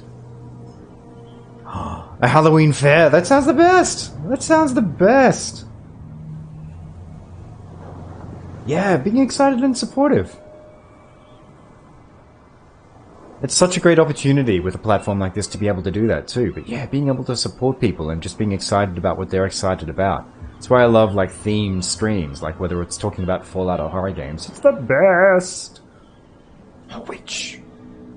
Alright. I haven't dumped points into eloquence, but let's see if we can lie. I've got to get inside. It's your boss who sent me. Oh, yeah? And why didn't she say anything to us? She sent me to see who's filching her stock. I don't know what you're talking about. You got no proof to back up your claims, and I'd advise you against snitching. If I can't get rid of those two, I'll have to look for another way. Ah, just did the spoopy stare down at me. Alright. Interesting. I think I've already gotten everything I can get from being in here. Let's go have a chat with Carrot. Oh wow, that's awesome. That is a marathon, Caligos. Yeah, I've taken a leaf out of your book. Just streaming Call of Cthulhu this afternoon and tonight. I've got a couple of hours break to do family stuff, hang out with my daughter. Bunnings is doing trick-or-treating, apparently, which is pretty cool. So we're going to see if we can head along to that, which would be the best.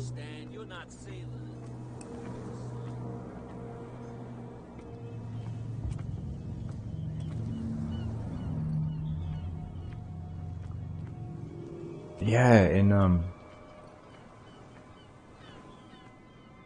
it's funny you mentioned that about sort of encouraging people. Yeah. Oh, that's the best! That's the most Halloween appropriate typo I think I've seen in a while.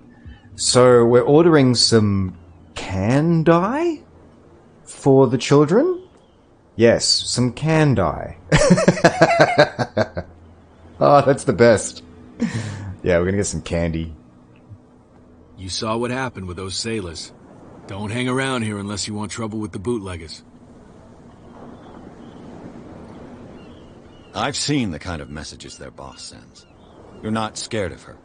Of course I am. Everyone's scared of that woman. She's not interested in small fry like me. You, on the other hand, nose around too much, you'll have dealings with her. Ah, Silent Hill nurse cosplay. That would be freaky. Yeah. Exhibit your new horror game. I look forward to that. Look forward to seeing that. This warehouse looks abandoned. Why does it interest them so much? No doubt a question of territory, but I ain't asking. You want to know more, go ask the captain. Good. Thank you. I shall take my leave. Yeah, I've never actually played Silent Hill, to my shame, but everyone who has speaks really highly of it, especially Silent Hill 2. Should get into that someday.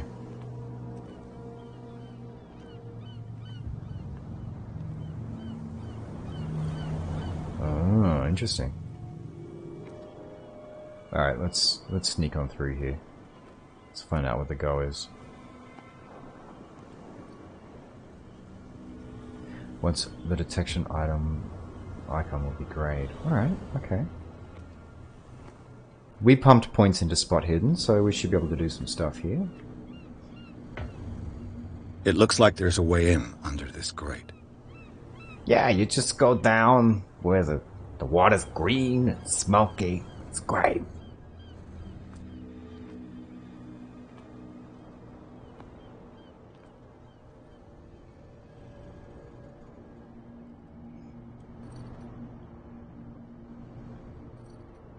Does that mean... Am I using the ladder there? Oh, okay. No, it's a bit convoluted, but we got there. Oh, while we're chatting too, my obligatory recommendation for folks too is if you dig horror in general, the Haunting of Hill House is just a beautiful series. I could use this old winch to lift the grating, but it's been completely taken to bits. There must be some spare parts amid all this clutter. I've been recommending it to everyone who stands still for longer than 5 seconds because the thing that it does, the thing that makes the series just absolutely worth watching is... The best way I can describe it is it's a very intimate story. It reminds me a little bit of some facets, but not all of Stephen King's It. Where, yeah, it's on Netflix, absolutely. Because Stephen King's It is all about a town staring at 5 kids. These 5 kids who see it for what it is. And it going after them. Like, it literally, like, you know, the town, Pennywise. This personification of whatever it is that's wrong with like that particular town. And The Haunting of Hill House is a similar story because it's a family's ongoing struggle with and then trauma caused by what happens with crossing paths with something, whatever you want to call it. And it's based very loosely on Shirley Jackson's story, The Haunting of Hill House, but just largely on the premise of the fact that it's a house that's born bad. And it's gorgeous in terms of what it does, both with horror and with personal drama. It's just... Excuse me, I'm just going to belch on camera. I can't recommend it enough. I'm loving it at the moment. It might not be everyone's kettle of fish, but it's very much slow burn, suspense and unease rather than slasher horror. So yeah, I highly recommend it. This handle will be perfect for the winch. It's a winch! Burn her! Oh no, wait, that's witches. So yeah, Infinity Plus 2, is there anything that you can share about your game up front, or is it still early days? A ratchet device. Exactly what I need.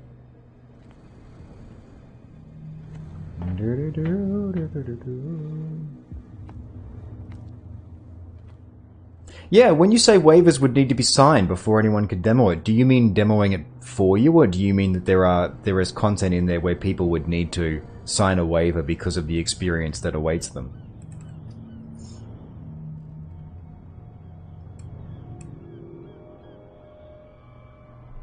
Hard-boiled and pat labor. Jesus Christ, that sounds amazing. Hang on a sec, I'm just going to make a note on that.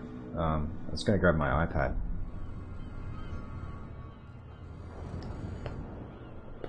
Yes, I should have made that clearer myself, by the way. Yeah, that's what I thought you meant. That's what I thought you meant, that there's content in there that people would need to sort of like sign an agreement for. I promise you we'll fix the winch in a second, but I want to make a note about that, about the movie that you mentioned. Korean cinema oftentimes is the bestest. There's an amazing film called Arahan, which a friend put me onto years and years and years ago, and it's incredible in that it's kind of, it's a great way of both kind of laughing at and also really doing justice to sort of the chosen one idea. Like this young guy gets plucked out of obscurity and is sort of the one who has like ultimate mastery over his chi flow, and it's a great film, and it's got an amazing villain. Like the antagonist in that is just gorgeous. You're like the Wolf Brigade, because if I remember correctly, like Pat Labor is like a police mecha series, isn't it?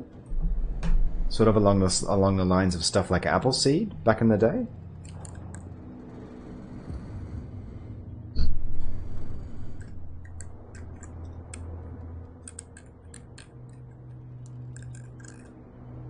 Mermaid in the Manhole.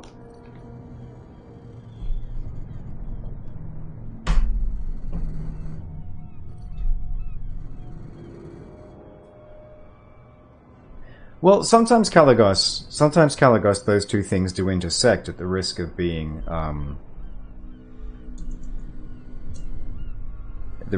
trite.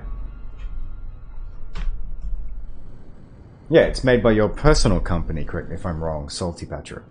And again, apologies for the confusion there with referring to you via that.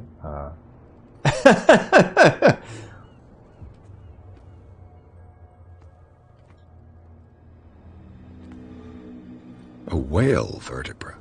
If the newspaper clipping in the bar is true, this bone is a real fossil. Okay. Whale vertebra. Interesting. Detective mechanics are always really interesting in games, like how you make them satisfying for players.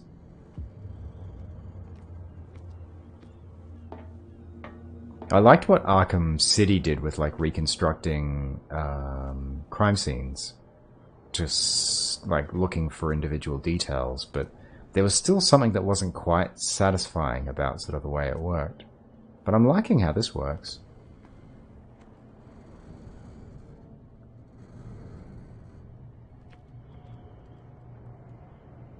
Everyone on the project thus far. So, you're like the Doki Doki Literature Club of game developers then? Like personified. Accessible horror games since Rust. Oh, that's right. Yeah, we were talking about that before the panel. Yes, so good. Thank you for sharing that. I really appreciate it. Keep an eye out for that. If anyone's curious about that and wants to keep in touch with Salty Patra, you'll see her Twitch handle just a little bit earlier in the stream. I'll just do a copy and paste on that. Pop, pop. There we go. Drop a follow that way. Yeah, with established consent. That's a brilliant way of putting it. Yeah, thanks for that recommendation about the film too, Ozdeck. I'm totally going to check that out. Because I'm probably... Oh, I'm sorry, did I get the wrong... My apologies. My apologies, Infinity Plus 2. I posted the wrong one there.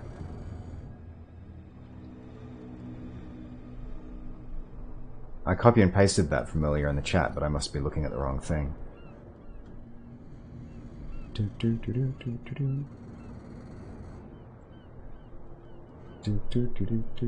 gonna follow that one too. Oh, I see, that's Twitter. I'm a numpty. Of course, of course. Nyuk nyuk. There we go. Yeah, stay in touch via Twitter too. Because you have awesome things to say at all times. Oh, I'm sorry, I was apologizing, wasn't I? Har har har har. Alright, let's do this. Let's fucking get this winch going. I want to go down a hole. So I gotta say, like, thematically too, it's interesting, like the last two games that we were streaming. And... oh, let's mount the handle. It's time to mount the handle. Alright, mount the ratchet device. Alright, is that good enough?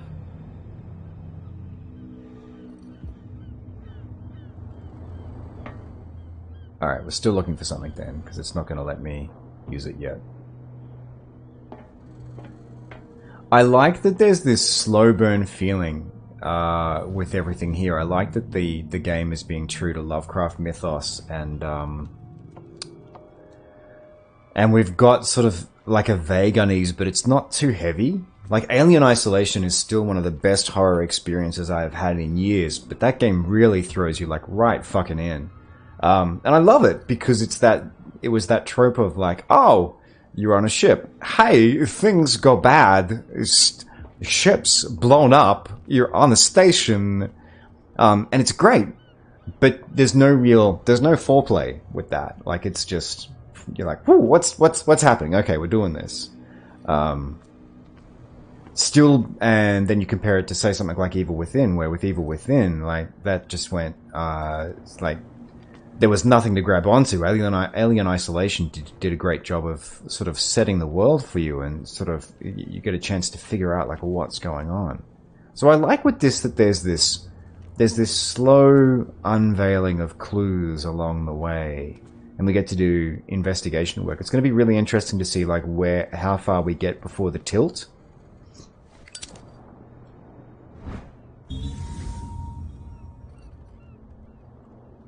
It should be possible to mount this cogwheel on the winch. That should be everything we need. Whoop. Can I turn my... Oh, there we go. Ah! Didn't tell me about that, but triangle is light. There we go.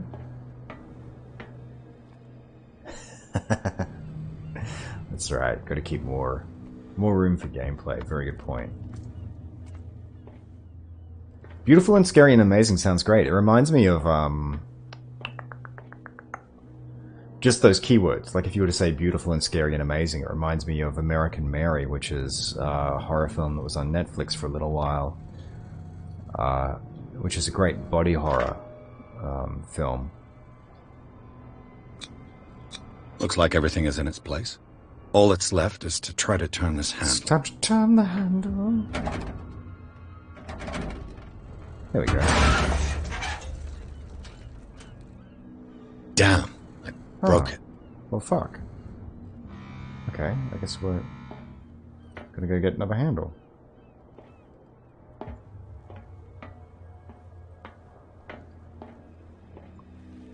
Yeah, so what's been happening in your neck of the woods, Kalagos? How's your last week been? Saw your point before about nothing happening in Adelaide. A lot of good bands come out of there, but yeah, I feel ya. All right, let's go find another handle. Oh, hang on. Now it's telling me that there's nothing hidden anymore. So I gotta. Oh. There's a handle there. Can I take that? Apparently not. What about over here? Do do do do do.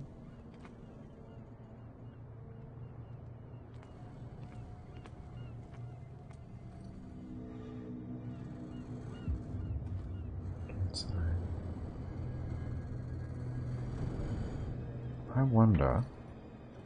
So that's not a handle. There's nothing more in here. I wonder if I can go steal the handle off the winch down on the dock. Well, well. A little mouse has got lost on our turf. You're not only inquisitive, you're also stupid. What gave you the crazy idea to come onto my turf?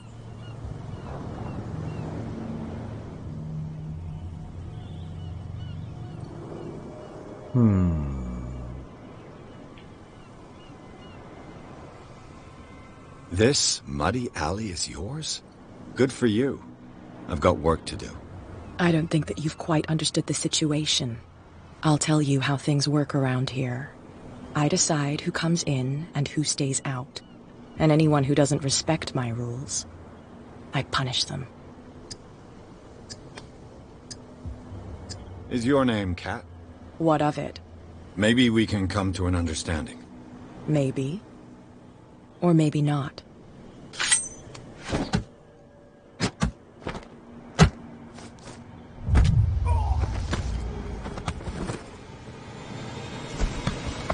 Get this joker out of here.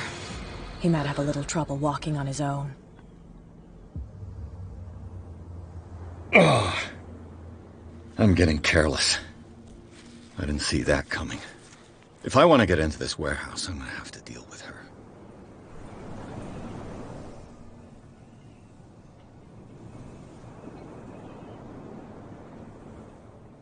Is that the Fringe Festival in March? In Adelaide? So I liked her performance. It feels like it's difficult to concentrate on it a little bit with the animation being so big. But her vocal performance, you were talking about that before, Ozdek, you're right. Like, she's really good. I've got to go check out the IMDb for this later and figure out who that is. Of course I'm alive! I'm tougher than that. They would just, I guess they just wanted to show that she's tough stuff. Which is good. I've got to deal with her. I'm just dealing with her constitute. It's no way to treat an omen. What could have done so much damage? You can't understand. No, I won't let me take the handle from there. It's a sign. There's something coming. Something real bad. Yeah, it's good game design because they get to do service to the character from a narrative perspective and show you like a new layer of what's going on here, but you don't have to like reload or anything, which will be a pain in the ass.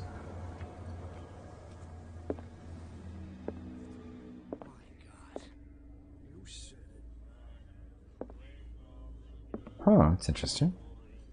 Alright. She will do it again, you know. Oh, the girl doctor. Colden. She won't stop asking. Not that again. She will get us into trouble. I know.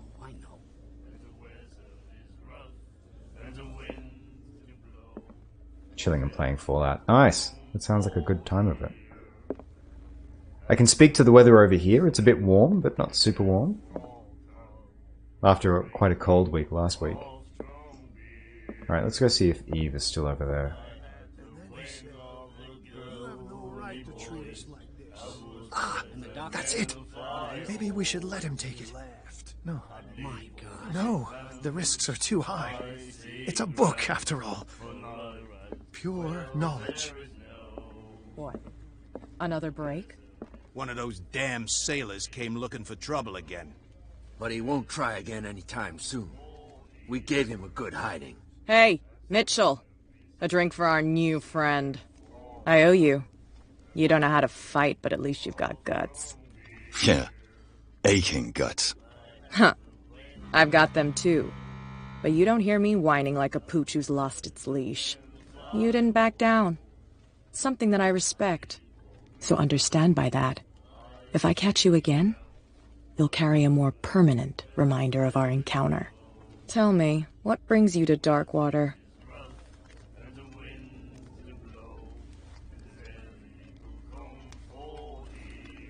I'm investigating the deaths of the Hawkins family. It's very nice of you to tell me the truth so openly, but it's also really stupid of you. You really don't seem to know the area. Let me give you a little advice. If you want to survive more than a day in this rat hole, avoid talking about them to the first people you meet. Okay. So I'm batting 500 there. Like, I figured not backing down was the smart play with her, but turns out that she doesn't actually respect the truth either. There you go. Ah, yeah, that's right. It's going to be like 33 tomorrow, isn't it? I'm finally going to have to accept that beanie and socks weather is over.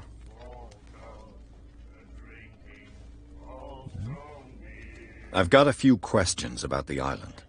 I'm not here to give you information. Mitchell will tell you what he wants to tell you. I need to get into the Hawkins warehouse. You're out of luck. It's on my turf. It's precisely for that reason that I've come to see you. Are you pulling my leg?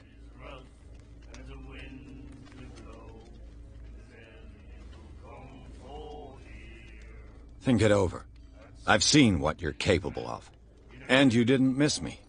I accept the compliment. Well, I see you're serious. To be honest, as long as it doesn't interfere with my business, I don't care. But I'll go with you, to make sure you don't stick your nose into things that don't concern you. Sounds honest to me. I'm not finished. If I do that for you, if I let you onto our turf to conduct your little affairs, you'll be indebted to me, and I guarantee that I always collect on what I'm owed. Think about it. I help you, you'll owe me a favor in return. Do you accept? Do I have a choice? Oh, we always have one, Detective. Follow me. Nobody questions your authority here. I was given to believe that Fitzroy stood up to you. That dope tried to save face in front of his sailors. They revere their brave captain as they do their old statues. But sooner or later, all statues get buried in bird shit. And nobody cares. And the police? They do nothing to stop you? The local cops? The cops drink like everyone else, sweetheart. They know where their interests lie. Apart from that pig-headed Bradley. I don't know whether to admire his stubbornness or to have pity on him. Don't put that beast back in the water, you shysters. You're crazy. Yeah, I'm with you, Infinity Plus 2. Winter fashion, huge fan of it, and you're absolutely true. It's so romantic, and it's so, like, I love the aesthetic of it as well. But yeah, oh man, cute girls and scarves and heels. Yes, 100% about that. It's fine. He's with me. Oh, okay. But yeah, her performance is, I think, one of the strongest ones we've heard so far. Glad she's going to stay with us for a while as a character. Let's see how long. I was going to say before that it's great that the game does some things automatically. Because last time we followed a character, which was Fitzroy, I didn't have to do anything. Which was nice. Be a gentleman and move that for me.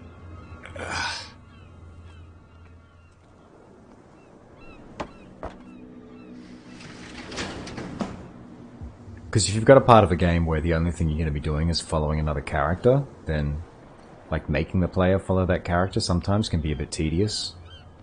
Or like, you know, turning the crank. I'm glad that I didn't have to... Why did she have to pick the lock in her own turf? That's how it's done. Do I still need to hold your hand? Or do you think you'll get by on your own now? Don't overdo it.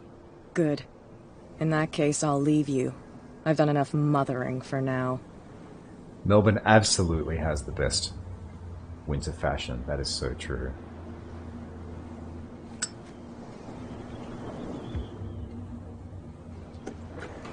Oh, this place stinks. What is the connection between this place and the Sarah Hawkins case? Oh! Oh, scene reconstruction. Okay. This is new.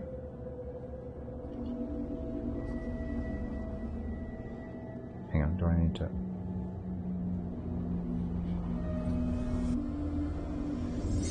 Oh, okay, there we go. Yeah, I feel your pain, Ozdeck. That's part of the reason why I love not living in Brisbane anymore. That there's 2 weeks of the year where everyone decides via a poll that, yes, it's now actually winter. But that's about it. Brisbane has a huge goth scene, which I find amazing. Like, God bless people's dedication. Who has enough money to buy painkillers, but stays in a place like this? Isn't it a warehouse? What do you mean stays? Unless you mean Darkwater. Oh man, imagine the stench of this place. That's just a whole bunch of rotting fish. Fuck me. It smells as bad as it looks. Oh, that would be the actual worst. Can't sleep. I know how that feels. Day 53. Locked the warehouse. Left my sleeping pills. And painkillers in there, along with my fish. I've lost the key. It's all gone now. Oh, Jesus Christ. Bandages? Broken mirror? What happened here? Continue.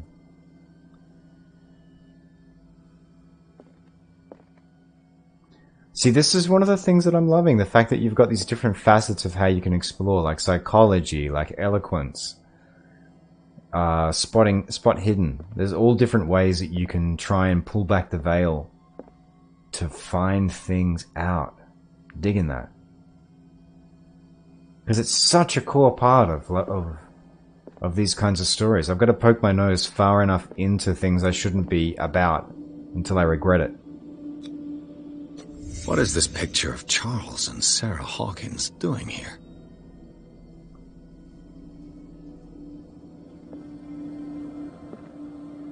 Ah!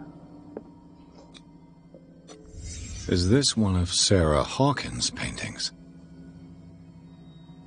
To leave a reconstruction scene. I guess that's everything I've got now?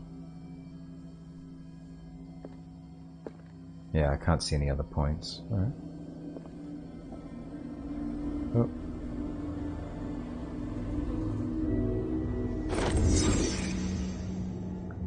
New clue memorized. Alright, let's go have a look at our clues. It's a bit confusing knowing when to stop holding that thing. Recently housed a clandestine resident.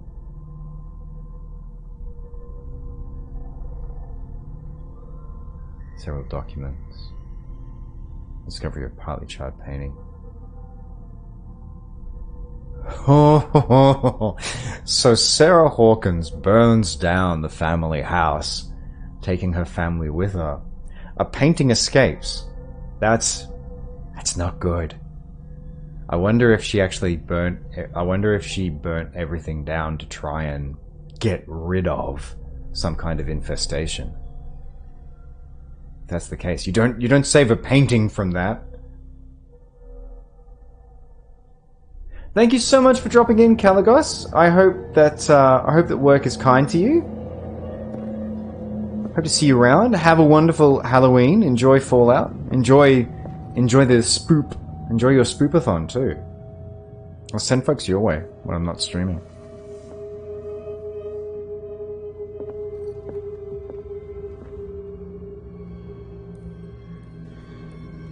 Alright, so I've got a new clue.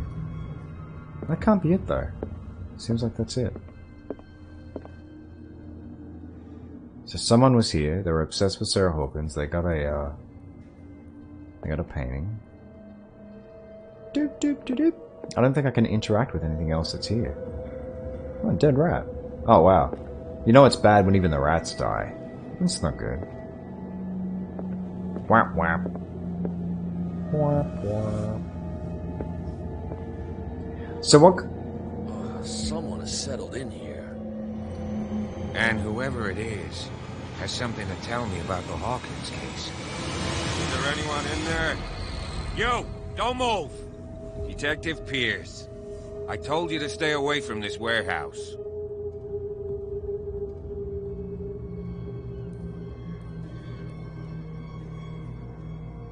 Threaten. Strength / professional. Oh, okay. It gives me the rank of that particular skill.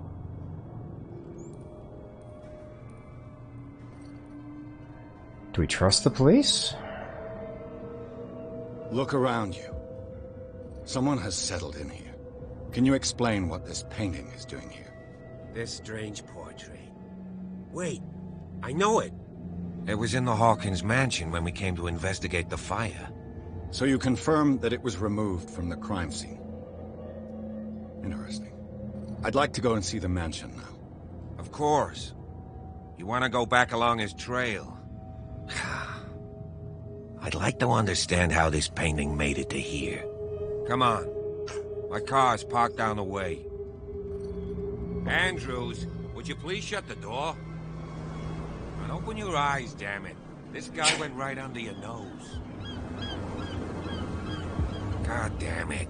Her again. This case has nothing to do with you, Baker.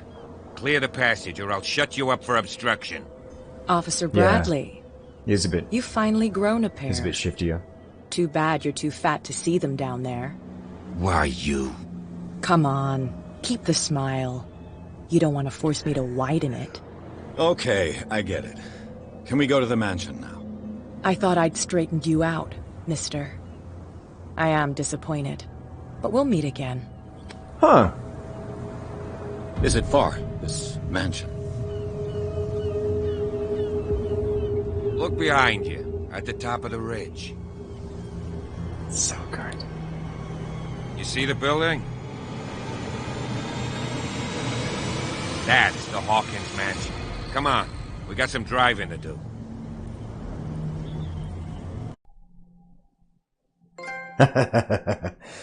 Oh, that's so good. That's so good. The house on the hill.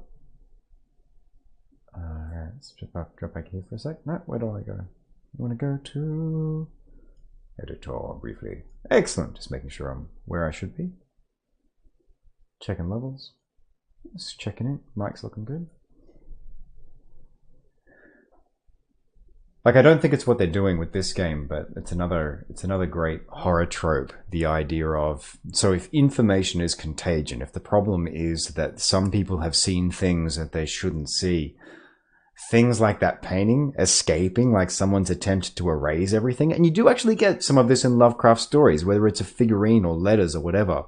You get basically that beautiful epistolary of a character, like, ill-advisedly saying something like, I am writing these letters to go with these artifacts in the hope that no one will ever discover them. It's like, well, actually, if you don't want anyone to discover them, the thing you want to do is just burn everything, maybe. But, you know, it's a story, so they've got to do it. They've got to, you know, they create that thing. And maybe in some ways you could make a case for the fact that characters do that because there's something in them that cannot bring them to destroy this information, destroy this knowledge. So yeah, I don't know that that's what they're doing here, but her paintings are very much foregrounded as a big part of the, Oh, wow! That's awesome.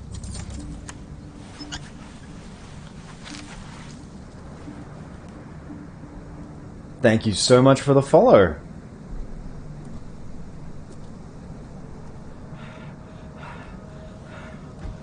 For some reason, my audio notifications failed to fire off there, but hopefully you all heard them on the stream. And if anyone loves really great puzzle games, I highly recommend like following Infinity Plus 2 and checking out the work that... There it is! Just took a while to get there. Well, here we are. Hawkins Mansion.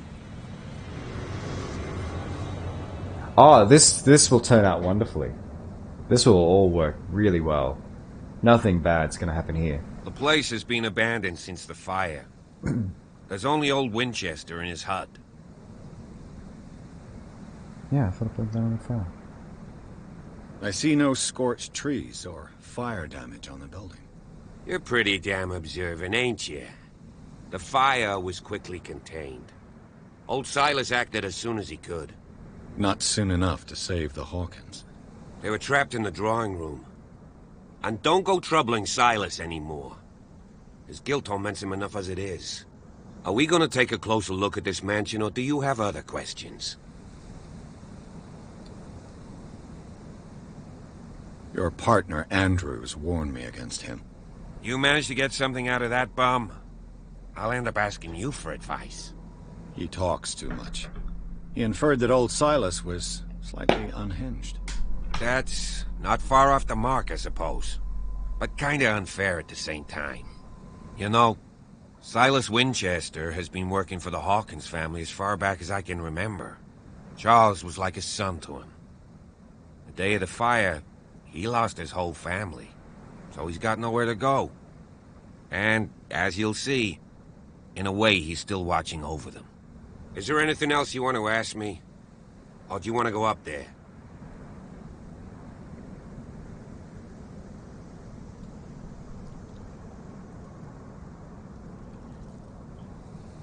I prefer to be prepared if there's going to be trouble. It's a wise attitude.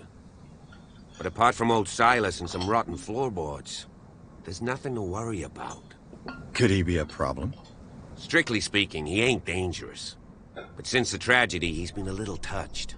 Though he's a remarkably sturdy man, given his age. A true force of nature.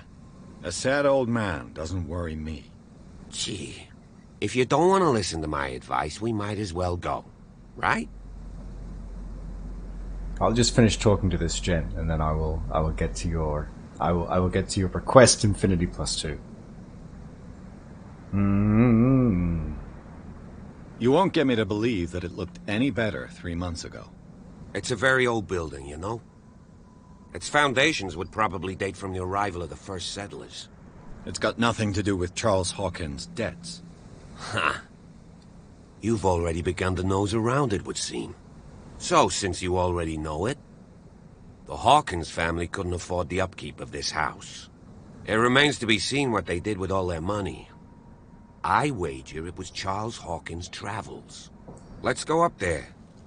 Unless you still have questions. You're the one who looked after the Hawkins case. Don't think I was trying to hide it. It's just that this discovery shakes my convictions. That's why you're so keen to find out who removed the painting from the mansion. Yes. If something escaped us, or if there's been a law enforcement error, then it's up to the police to make good its mistake. Anything else?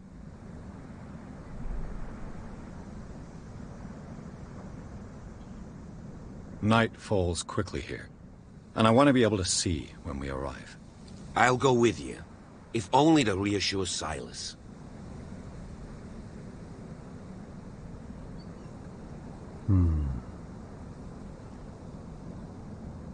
You stay here and keep an eye on things. Okay. But don't get the impression that I'll leave you alone inside the mansion. So I don't have a Halloween story that comes to mind, but I do have a story of Halloweenish stupidity. I used to love ghost stories as a kid, and I used to love, funnily enough, being the center of attention. I used to love telling ghost stories. School camp one year, we went to Morton Island, and we stayed there for a few days. Like, that was where we went for camp. And I remember, it would have been, it was well into the night, and it was a cold night. You could hear the wind rattling the tent around us, and we were all sat huddling around just a torchlight. And I was telling some half-assed ghost story, just one or another things that I vaguely recalled. Completely gone from my head now. I'm terrible with jokes, and I'm terrible with like short Halloween stories, but I was telling something. And I remember at one point, my heart leapt out of my chest because I saw this shape scuttle past the tent. Would have looked about, it was about this big. It was like a giant rat. It was, scuttles past. And then I think, did I see that? Did I not? Because I don't remember reading anything about rats on Morton Island. I don't think there are rats around. Teachers didn't tell us. Like, no one warned us there were going to be rats the size of our legs just out there and around. So I keep telling a story. And then, probably about 30 seconds later, same size shape. Just runs past the tent, same direction. So I'm like, what's going on? It's just like, is there a bunch, like, I definitely saw it that time. Is there a bunch of things running somewhere? Like, what's going on? So I keep telling a story, but I keep an eye out now. Look out again. Almost like clockwork. Shape runs past again. And I end up like shitting myself. Like, and I turn to people around. I'm like, what the hell's going on? What is that? And they all have the biggest laugh at my expense because they look over at me and they can see that around the edge of the torch that I'm carrying, there's an ant running around the rim of the torch, just on top.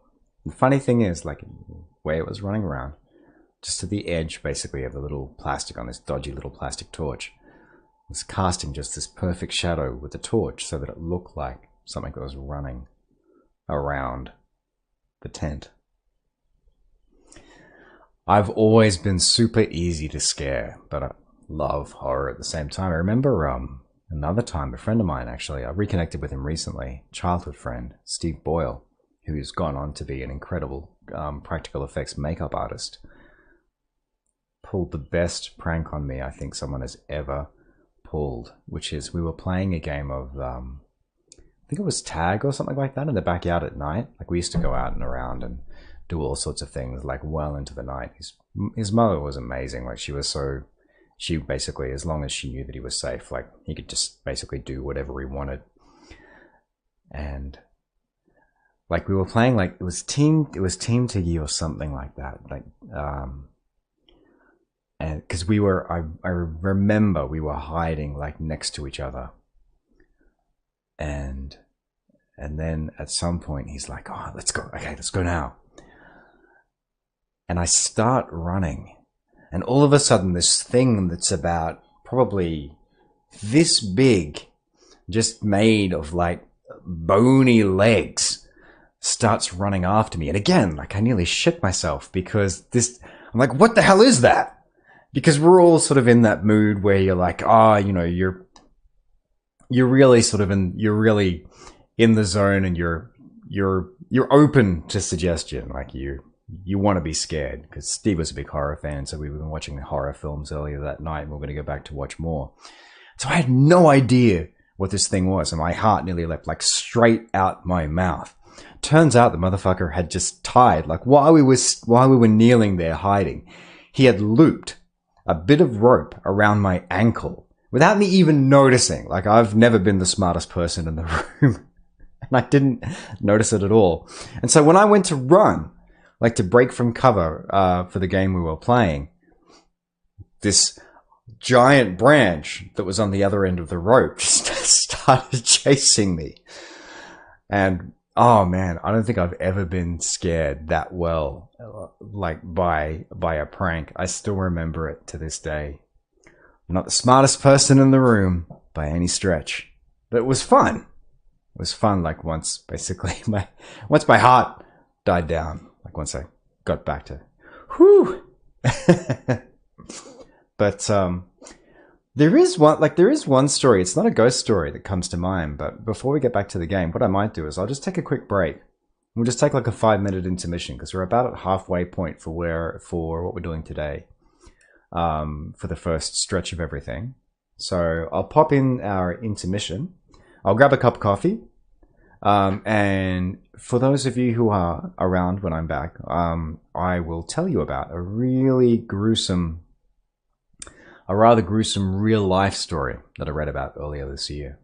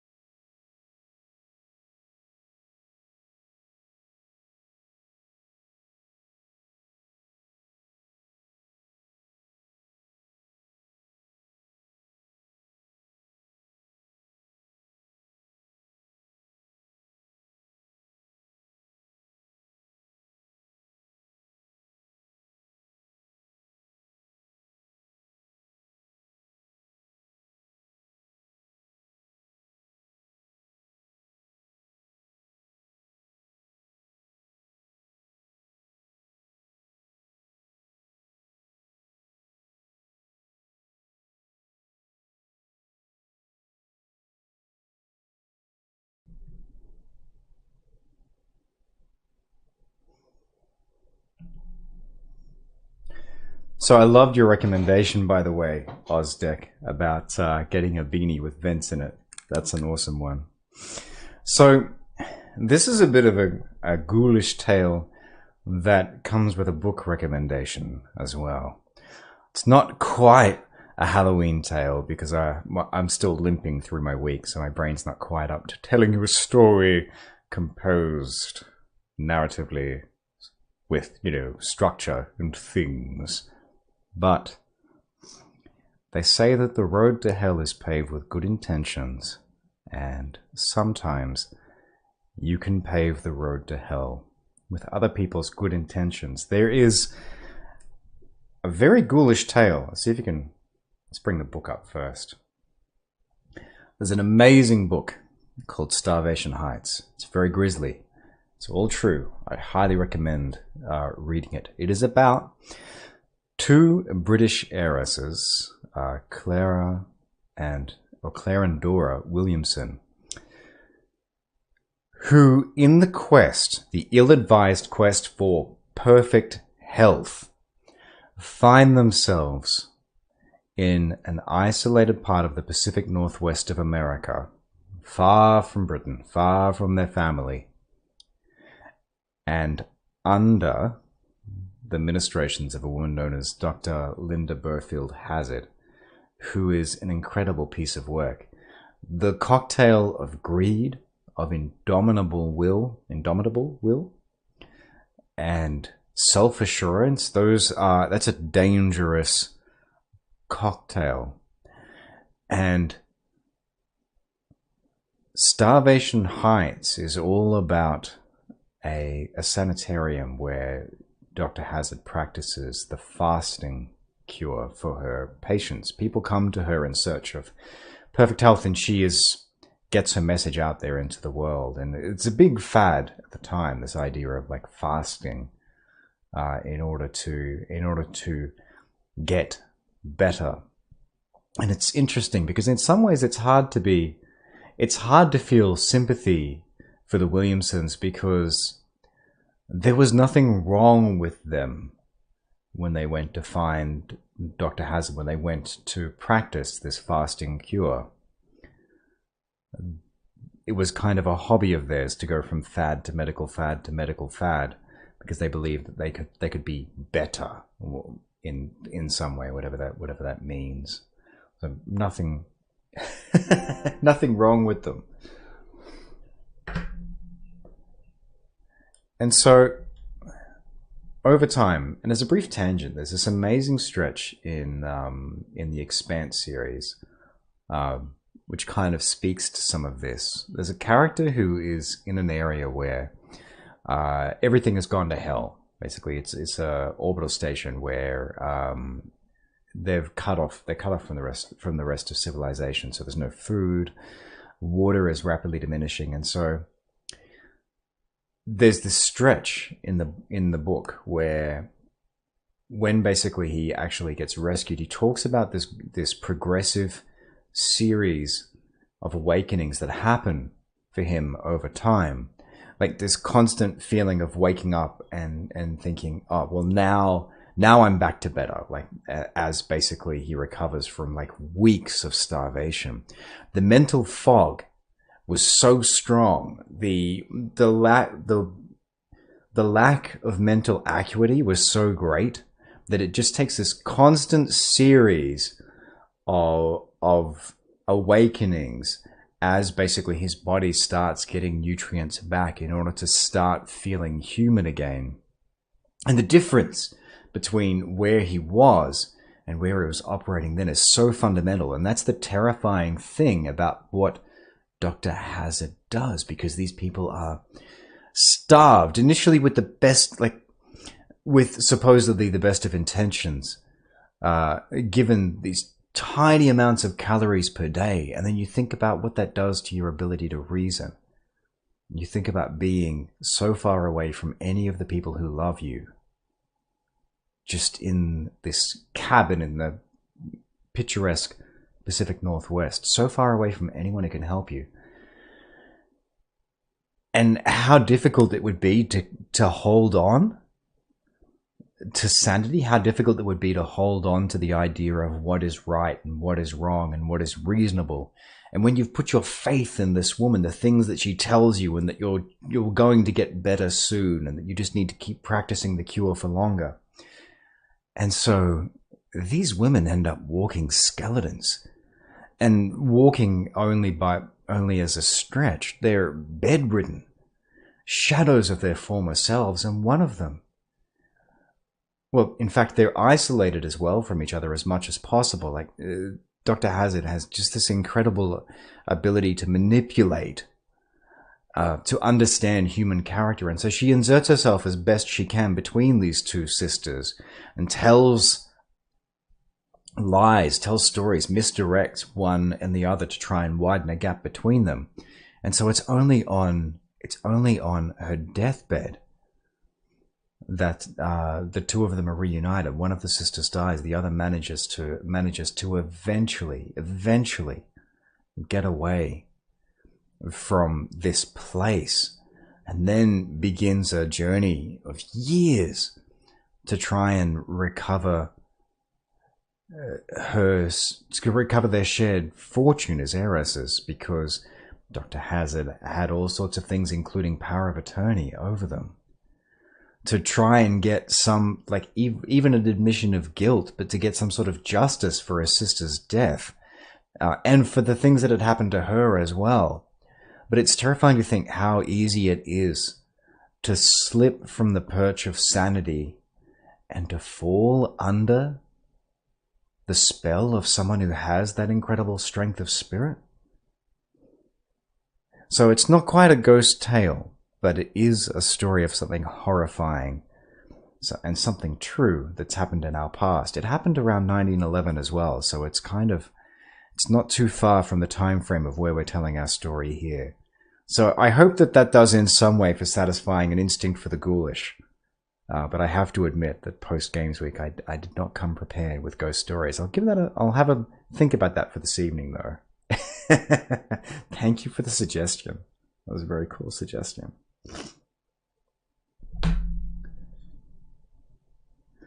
Yeah. Paving the road to hell with someone else's good intentions. Yeah.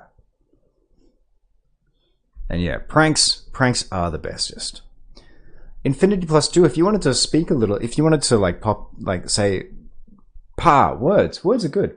If you wanted to say anything in chat about what it is that your company does as well, like your, as part of sort of the regular day job thing, that'd be fantastic. I bet people would dig that. Words are good. Yeah. Brain work good much. Jeepers. Poe's prophetic raven. Except it's not hanging around. That actually was kind of cool. Like, that was a reserved jump scare. It wasn't ridiculously over the top. Built up house. Bradley was right. This place is much older than I imagined. Well, it's in Boston. Boston has a great history. Which is that's one of the great things about, like, Lovecraft setting so much of his stories in and around the Boston area. It has, and New England in general, it has that beautiful old, almost decrepit and inbred feeling with its sense of history and wealth, prestige. Quick impression for you. Call, bang, fucking death.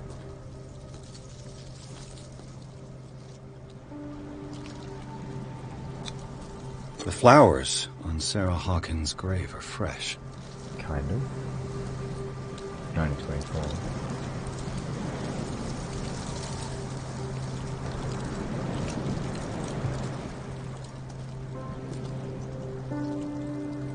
Fantastic. You are a person of many talents. And that's, like, if we're talking Australian classics of gaming, especially when you take it back to Warlords, I mean, that's a pretty prestigious pedigree, and Puzzle Quest was... Like, Puzzle Quest, it seemed like, as a fan of the game, it really cracked open the Match 3 genre. Like, I remember that was the game that I got a DS for. Poor kid. Thank you so much for sharing that. So yeah, folks, if you're interested in seeing what's happening with Gems of War, which is a really cool Match 3 online game, some incredible systems in there. I haven't checked it out in a while, but when it first came out, I remember playing it profusely. But check it out. Highly recommend it.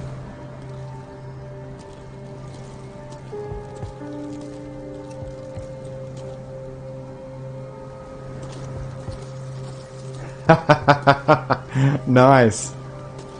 Oh, that's so awesome.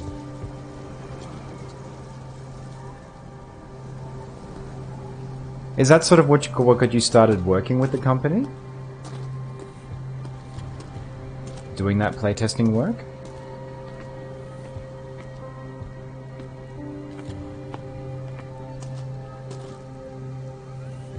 Yeah, it really is impressive what they're doing with their engine here. Like, we were talking about this before at the harbor, that there's not a lot of polys being thrown around here, but there's a really consistent feel in the art direction that conveys sort of the atmosphere. Oh, I see.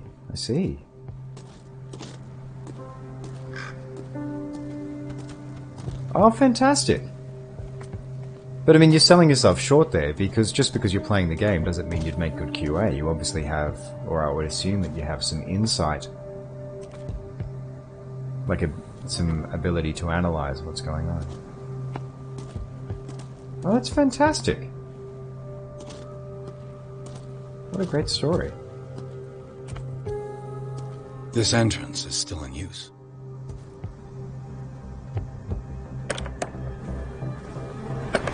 Whoa!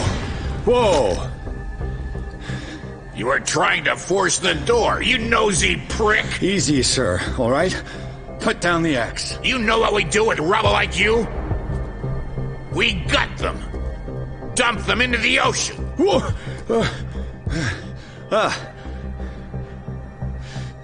You're Mr. Winchester. Lower that axe. Let's talk calmly. I'll show you how we have it out on Darkwater.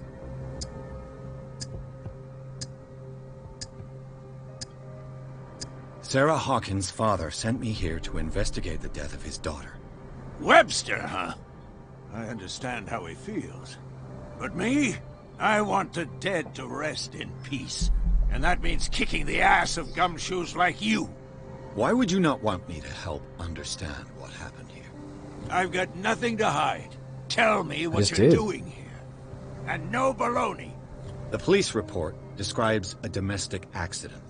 But Stephen Webster has several reasons to believe that this may not be the case. Webster is as stubborn as an old mule. And I did tell him that we should let the dead rest in peace. He wants to restore the reputation of his daughter. I just need to see where the fire started. The mansion isn't safe. You would break your neck as sure as you're trying my patience right now. That's why you barricaded the entrance? That's right. And this door? It's locked. And I make sure it stays that way.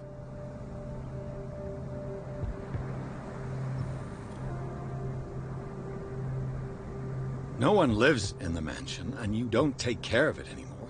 If you have a good reason to be here, I'm listening. There's vermin. I keep an eye on something. Vermin? Yeah, that's it. Vermin. Right. This is what we're going to do. I go inside, and I promise that I'll hunt vermin. Okay with you?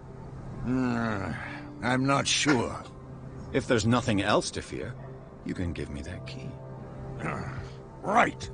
Take the key and do what you have to do. Go on, then. Just to get rid of you. Let's see what more I can learn. Terrible old man. That's a bit harsh. Yeah, I completely understood Ozdek about him living there, and so that's sort of where he had a sense of. But I think it's a great fit as well, just because of the history of the town, history of that area. Ah, that's such a good aesthetic too. Love it.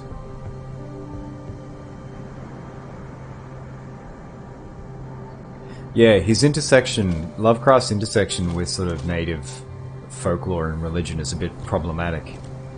And it's hard to unpick like how much of that is him being a dick and how much of it is him being a person of his time. But yeah, it's always interesting when you try and intersect with sort of older stories. I think it was interesting hearing some conversations about that. Piers, shall we enter? I thought I told you to fuck off. I thought I told you to go away, I should say. I don't trust the police officer.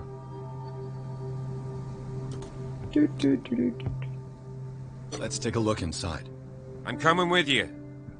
There's no way I'll leave you alone in there without a watchful eye. But yeah, there was some really interesting conversations about that throughout Games Week, because I think in Australia well, I guess no more than dealing with like any indigenous stories, but there's like as creators, there's an interesting tightrope to walk as non-indigenous creators between paying attention to and using local stories, or ignoring them and sort of papering over the local mythos that exists with colonial stories. And yeah, it's an interesting tightrope to walk. I'm glad that there are existing protocols for dealing with and engaging with indigenous stories and using them. Because sometimes, someone will just like slap some didgeridoo on top of something in order to make it sound like, hey, it's mystical. It's didgeridoo. It's great. And that seems like it can be really disrespectful, because it's great that you're using, like, presumably you're paying a local artist to do that. That's fantastic. But if it doesn't have anything to do with your story, then,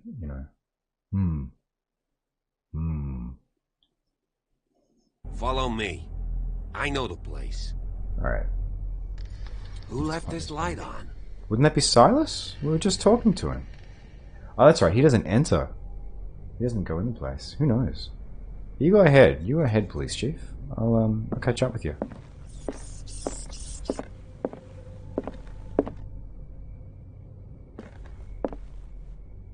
That's not a creepy painting at all.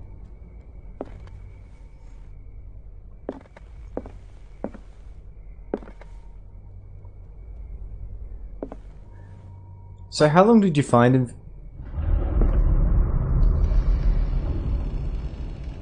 Okay, I'm not quite sure what happened there. Triggered something. So Infinity plus 2, how long was it? The Last Supper of the Hawkins. What does this tell me? How long was it before you found that you had your own approach to games, your own stories that you wanted to tell? From working in the industry. Is that a squid? It is, it's a squid head. Oh, that's great. I mean, seriously, it is actually great. It's Lovecraft! What kind of meat is this?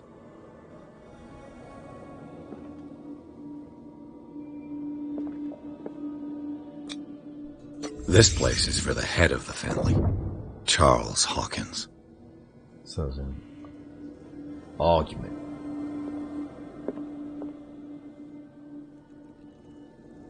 Oh.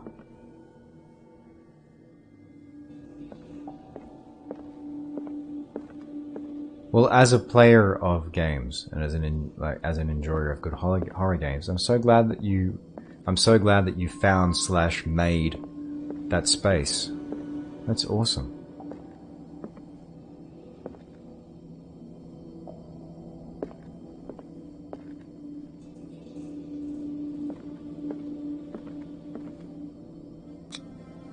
The boy was probably here. Smashed his plate on the floor. Nice. Nice.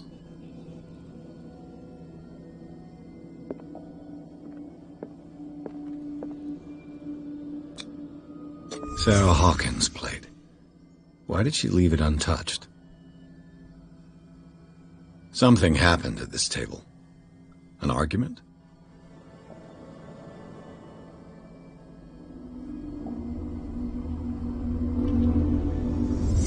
Hey, Pierce. Daydreaming again? Working, officer. This dinner table tells us a lot about the Hawkins family life. Well, we don't have all day. The scene of the fire is next door. Break team, tell me more about that concept. What does that constitute?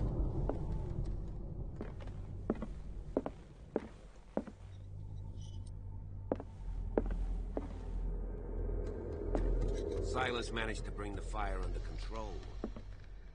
Ah, I like how deep that darkness is. That's good. I do want a lantern, though.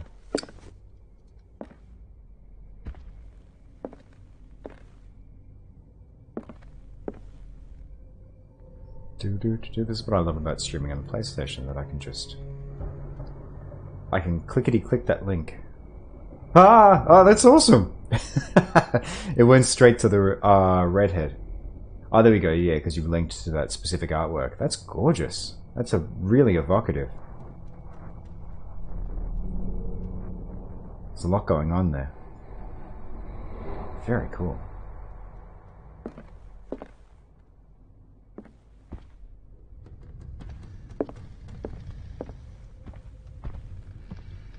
Was Charles Hawkins some kind of explorer? Charles Hawkins poses like an explorer in front of exotic ruins. It is common knowledge that he wasted away his fortune on expensive trips. What was he looking for? Alright, so Charles Hawkins uncovers something, finds something that man was not meant to know. And theory now is his daughter was sensitive. Maybe he had something in the house, or maybe she was born after one of his trips and it affected her.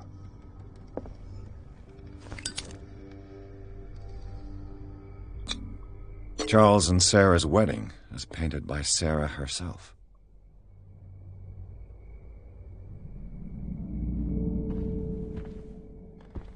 Too much rubble. I'll find an easier way. After she was born. After they were married, I should say. For some reason, I keep thinking of her as the daughter, but she was the wife.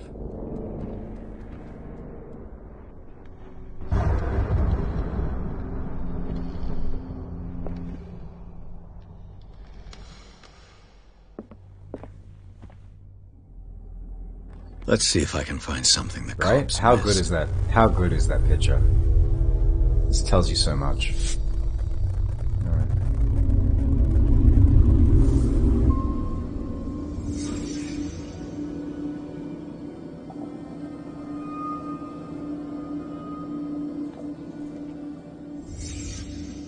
The child's corpse left a trace. Where are the others? Someone's in my fruit cellar. Was Charles Hawkins a heavy drinker? Well, alcohol also makes a great accelerant.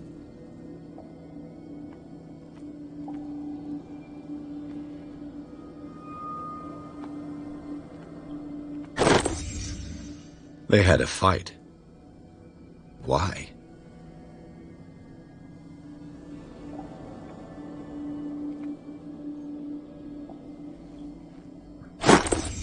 Did Sarah Hawkins lose one of her shoes? How?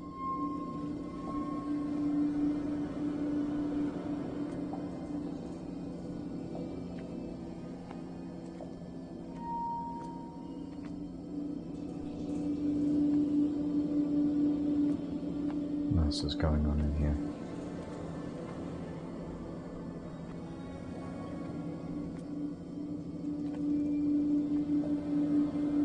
Did it stop at the time of the fire?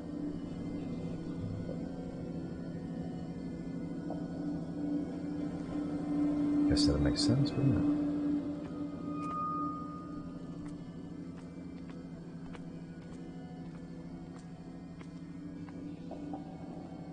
What else we got going on here? Smash lamp.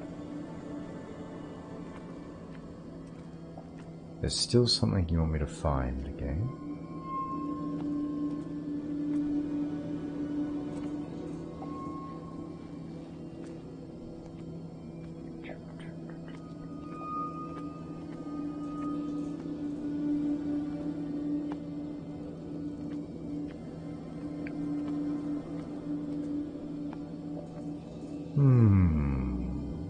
What else is it you want me to find?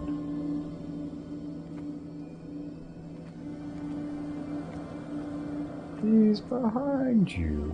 There's something else here. Near the table, maybe? In the chair? No. Over here? No. It's just scuttling along the floor like the other vermin in here.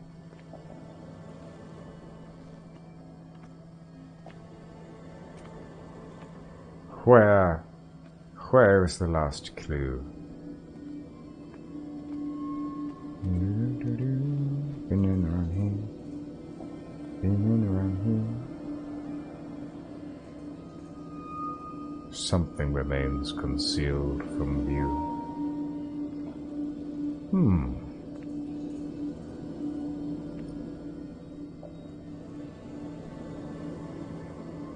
I keep thinking I'm about to step on a body, but it's the memory of a body, not an actual body.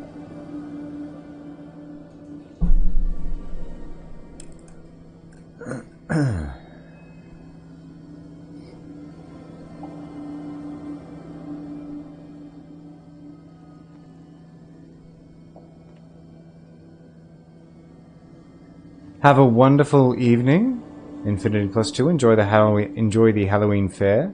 Have a wonderfully spoopy time. And thank you so much for checking in. I really appreciate it.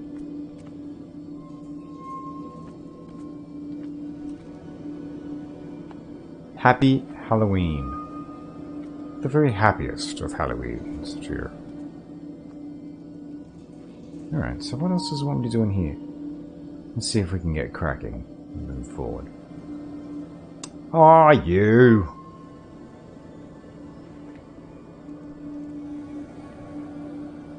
Shall do.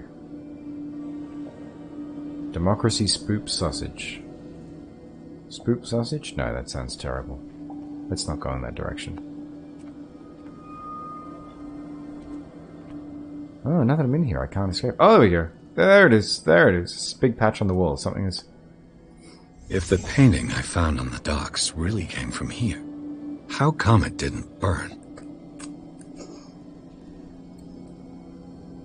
Oh, okay, that's an even worse answer.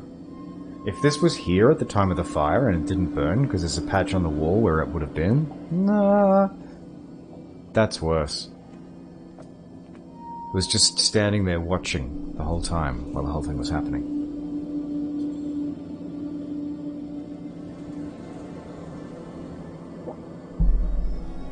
Steve!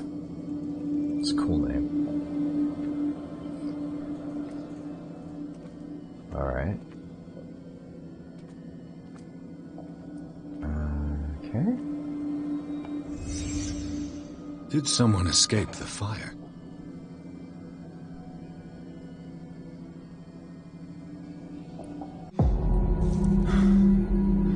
Blood. This lamp was thrown. This was no accident.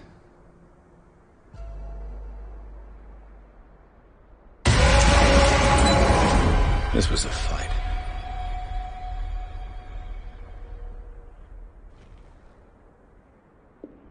Someone fell here.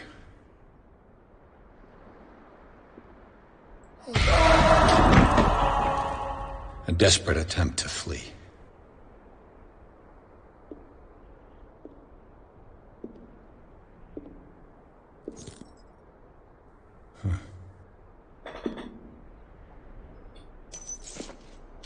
And the boy. So, Detective, what do you make of it?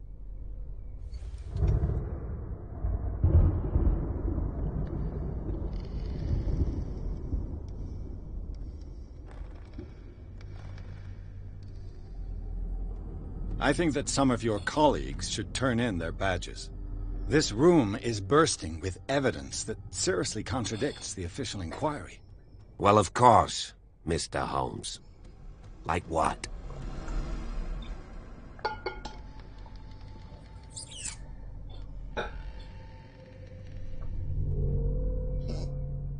I can tell where young Simon was, but not his parents. Where were their bodies found? I can't help you on that one. Charles and Sarah's bodies had already been carried away when I got here. Without your authorization?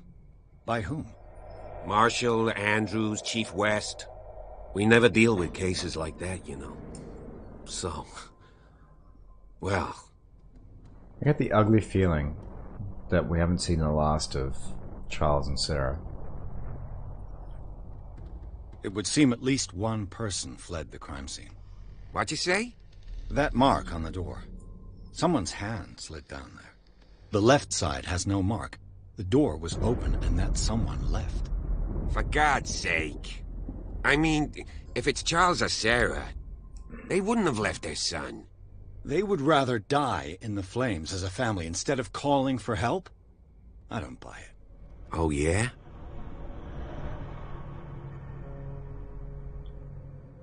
I firmly believe this fire was more than just an accident. Huh. What's your theory?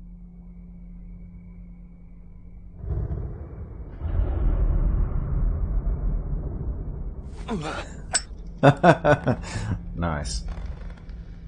Oh, I can control that while I'm talking.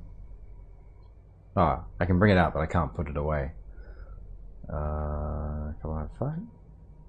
I think the Hawkins couple got into a fight. You sure of that? There's only one way to be sure. I love that the game auto-saves as well before you go into... like, after you make decisions. It's like, you made a decision. You have to live with that now. I just ask that you don't disturb anything. If Chief West found out about what we're doing, I'd be in serious trouble. What do we think, people? Do we trust him? Do we trust the local police officer who's with us? I'm not quite sure what to make of him yet.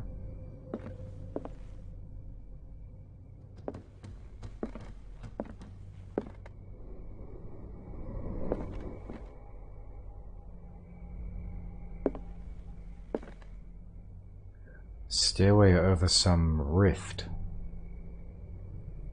Huh.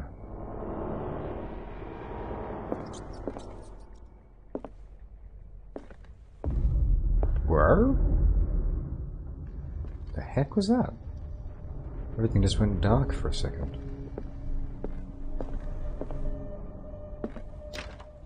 This door is locked.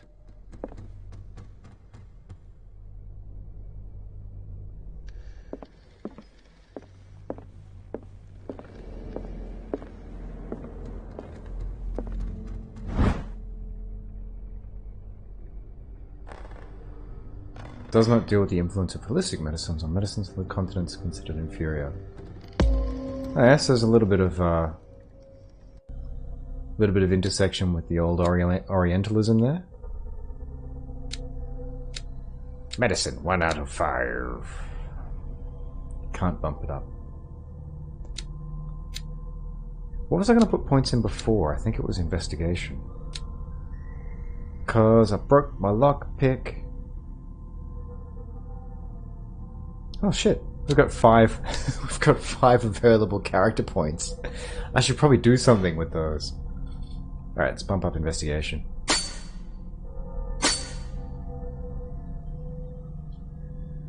Strength? I reckon. Using violence, physical or verbal, during interactive discussions. Alright, let's leave it. Yeah. Cool, there you go. Okay, I'll leave those other 2 CP just in case I need... Oh, hang on. Let's bump up psychology. Woo! Level 3 psychologist. Sweet! And then I'm going to leave my other points to pop back into investigation.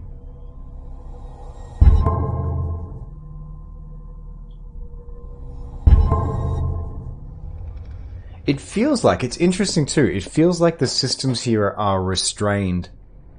Yeah, what the fuck is that?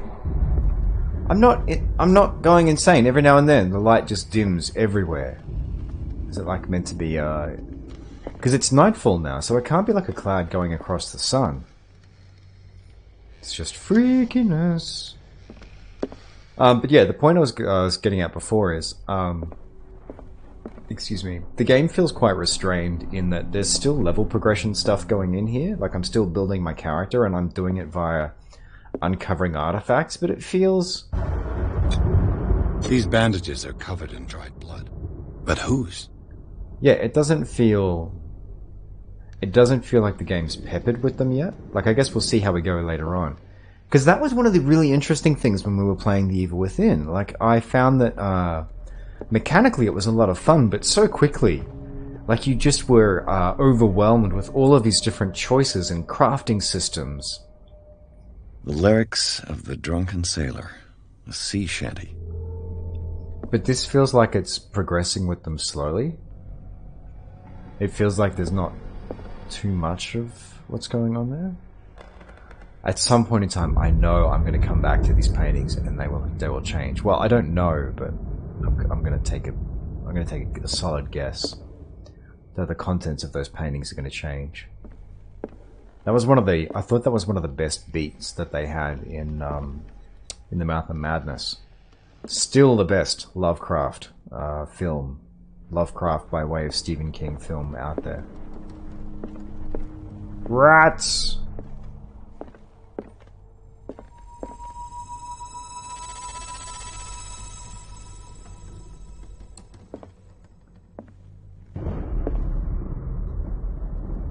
It's like reverse lightning, somehow.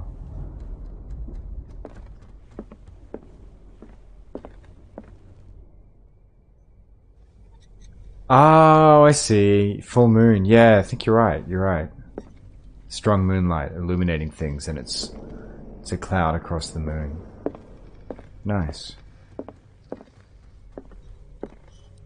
Hello, Governor. Yeah, so you can see here as well, like, you know, it gets the job. It communicates what they're trying to do with the spiderwebs, and they look cool, but, you know, they're not super sophisticated in terms of their graphics. Well, that's a terrible way of framing it. They're lower res than you might see in other games. But it's not a bad thing, because they do what they need to do. Alright, so there's nothing here. Let's go upstairs.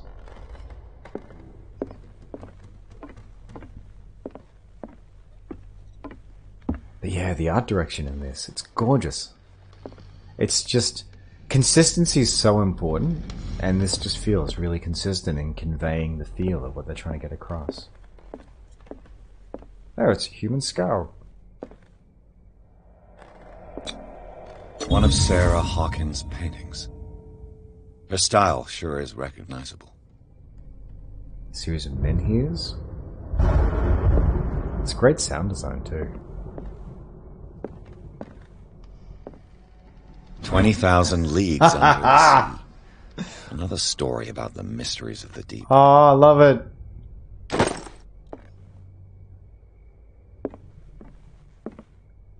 With an impossibly large squid-ish monster.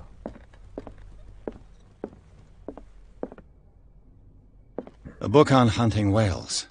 The island's staple diet last century.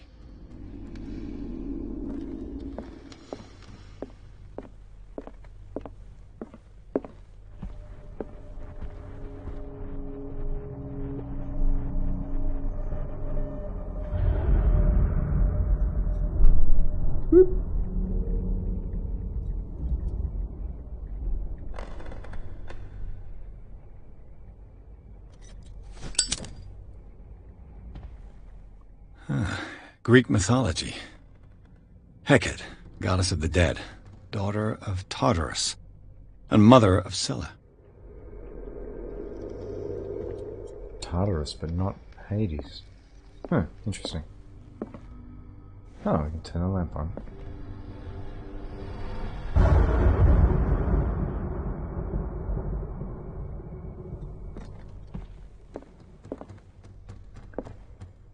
Yeah, I'm really loving the game's restraint in building up atmosphere so far. It's gorgeous. What could Sarah have done to make this person threaten to call the police?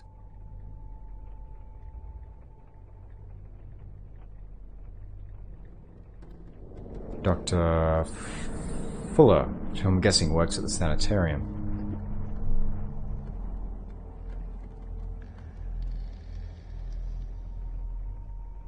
Anton Wellard.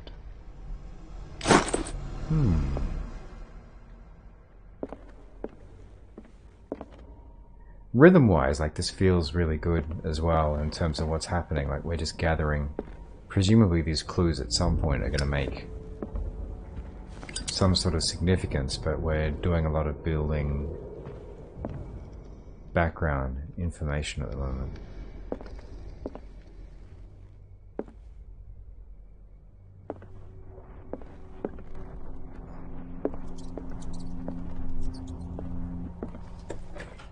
And I feel like...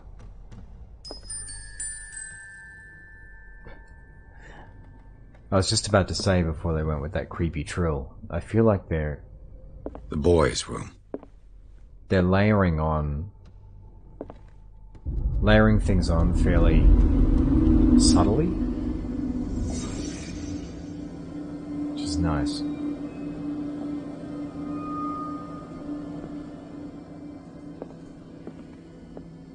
Just makes the terror mean more later. A child's fort. From what threat was Simon protecting his world?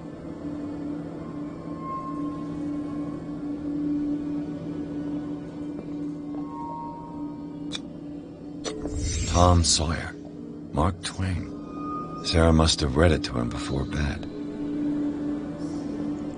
Sleeping pills for the kid? Sleeping pills. Strong for an 11-year-old boy. What was wrong with this family?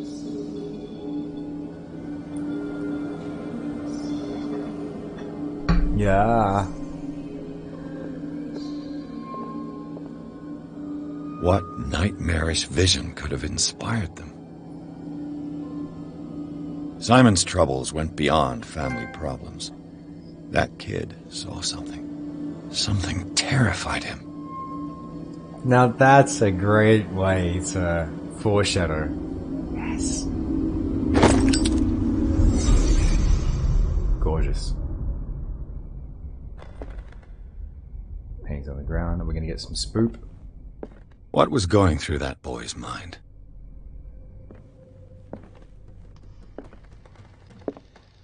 Always one of the best parts of horror games, just seeing like what they do with their the tilt, like when basically they start playing their hand. Oh wow, that was hidden. Good thing we've got that skill in spot hidden. It's doing well for us.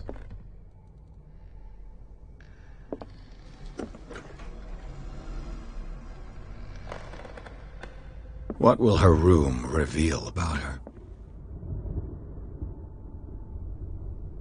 Nothing good, probably.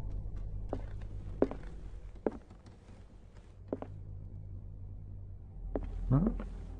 Nothing on the trunk that we can interact with. Let's not light up the curtains. Barbiturates. Sarah Hawkins must have been extremely agitated resorting to such a treatment.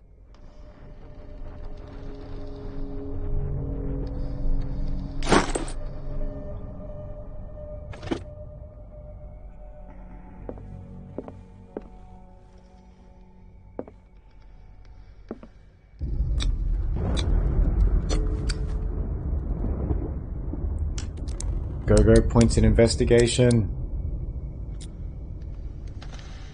This padlock is too complicated for me. It's no use. The padlock won't give. Character point. No. Boy, howdy, when it gets dark in here, it gets dark. Alright, let's go upstairs. Please try to ignore the giant scratches on the wall. Absolutely nothing to fear there at all. Don't mind the fact that the boy drew pictures of something with sort of like shoulder talons. This door is locked. Sure, it means nothing.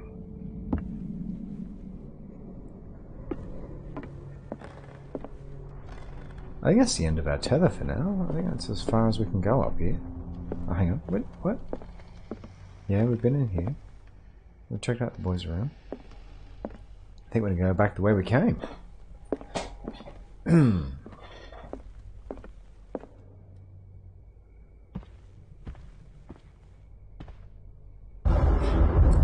Nice. Restrained, but still spoopy. I spooked myself a little bit there.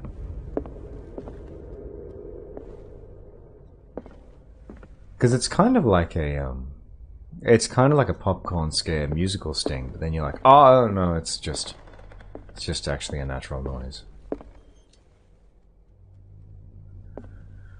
Alright.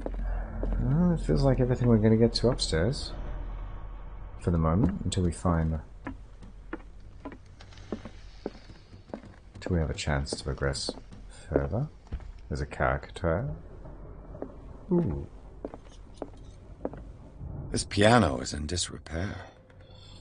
Looks like the Hawkins kept it more for decoration than for music. It's okay. Just put it back for now.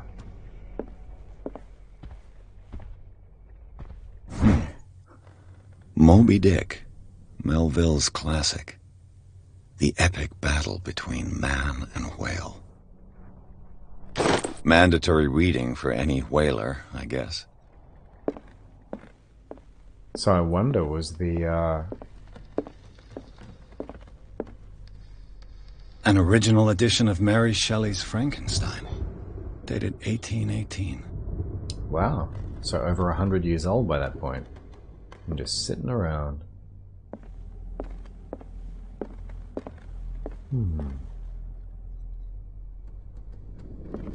Frankenstein's a new, that's a new reference. We haven't had any hints in that direction yet. Moby Dick makes a lot of sense. I wonder if the, if that magical catch was someone's white whale. Ahab actually caught the whale.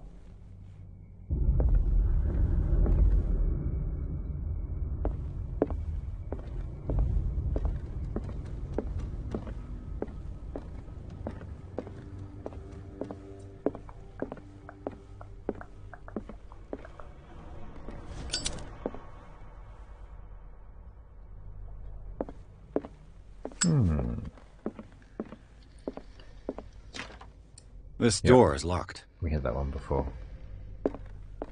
Alright, so that's the way through there. So somewhere remains uninvestigated. In here. Let's see what we can find. Let's see what we can find.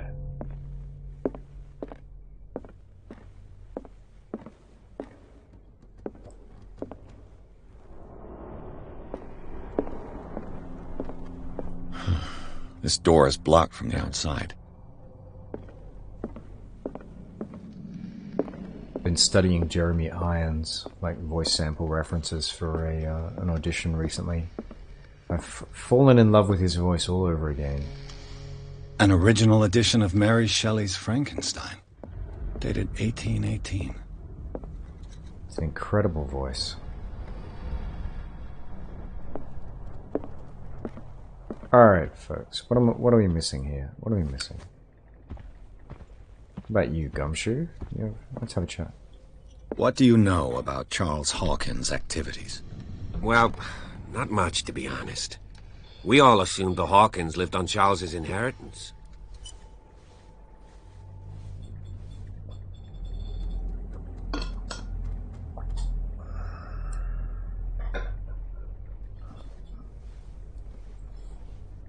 Bear with me while I take my socks off. Getting casual now.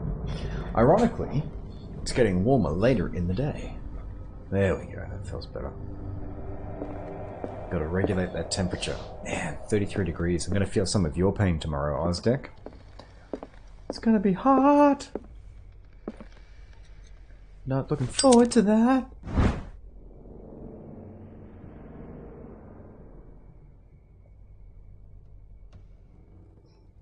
I love that. So snooty. The simplicity of its writing and the vulgarization of its vocabulary make it accessible to the profane. Nice. So snooty.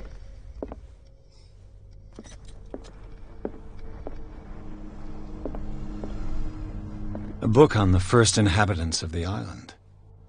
It seems they got here around the 14th century. Okay, so there's still something significant that I'm missing here for the game to progress forward.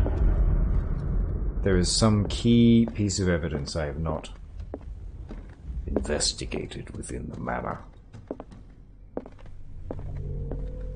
Where is it?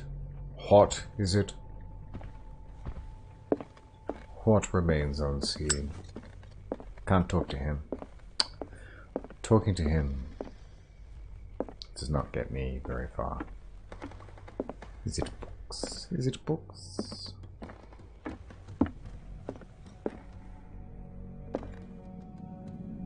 I mean, we did just find some new things looking around there, so let's do the complete tour again.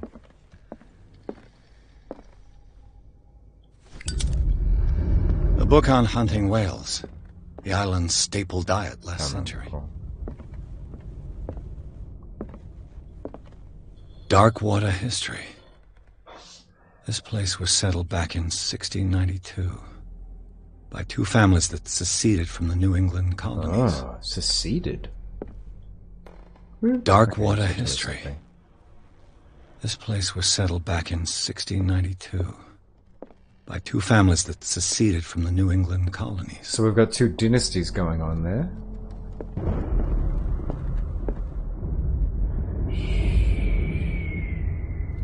We've already looked at that. I think that door was locked. I'm pretty sure. Was it? Was it? Was it? Was it? No, it's not even a door. It looks like a door, but we can't go through it. For some reason.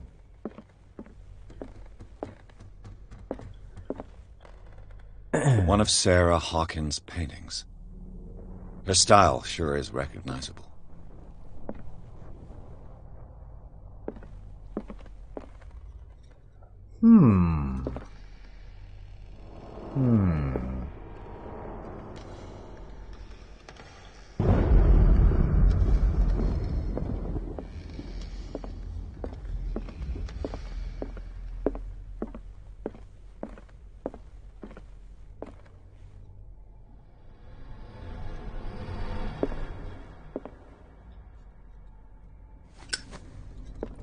Even just the acoustics of having the other cop, and having the cop walking around in here while I'm there is nice and creepy.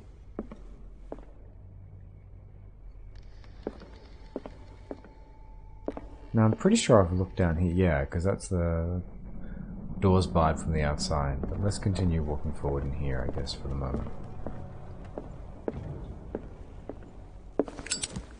Because I've missed some key piece of evidence in here. I'm not sure what it is.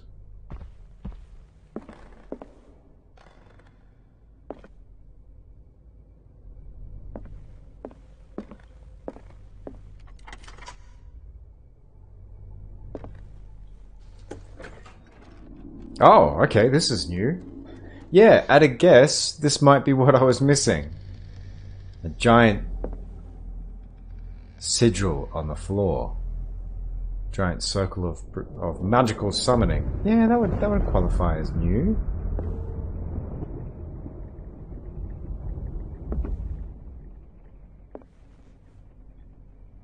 No, this is good.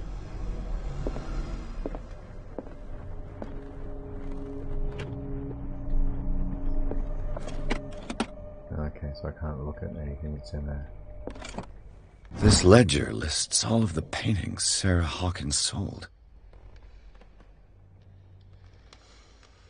Painting for AD, returned. Painting for exhibition. The Shambler for FS, a gift. Painting for FS. Painting for FS. So who have we got? Boston client. I'm never going to try and do that Boston accent. It's terrible when I do it. Okay, so FS and JF frequents, Dr. F. The Shambler for FS. It feels like that's the thing that sticks out there. It seems the last one was given for free to a Francis Sanders. I wonder why. So FS is Francis Sanders. I don't really want to go in here, but I'm going to. Was Sarah Hawkins interested in the occult? Looks like a revocation ritual. Was she trying to invoke something or banish it? Let's go have a look at...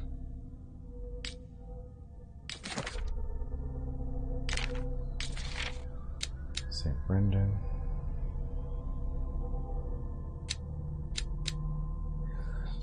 If the creature is not yet anchored in a dimension, integrates elder sign among the glyphs. I don't see it there. I don't see either form of it.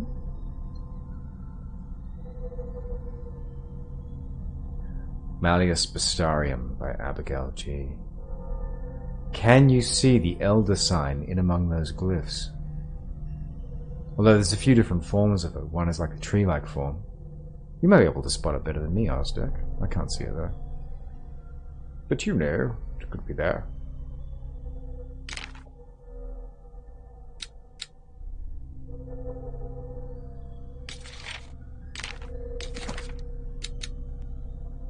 Gang boss. Gang of bootleggers. Wow, Officer Bradley's 37. Those are 37 hard years. Let's see if we can clear up some of these icons. Yeah, now I've got 1 CP available. I'm kind of hanging off.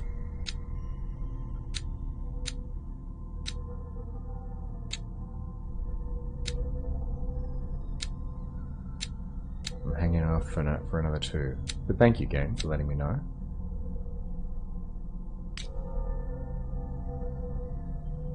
Trying to clear some of these icons. Clues. Lots of clues. The scene of the fire. Inventory. Key to the tradesman's entrance. The office key.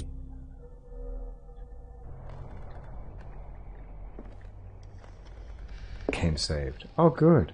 Goody good good.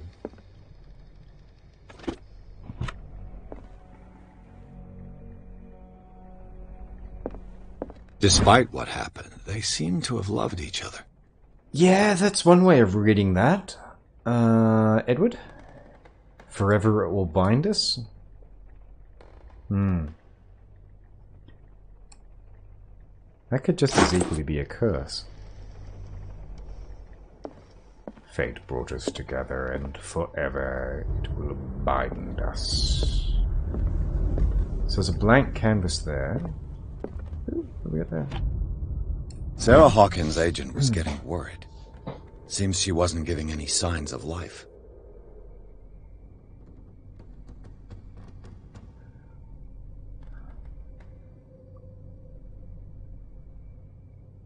Moving as no other painting had been selling at a premium price, percentage of the most recent sales is attached.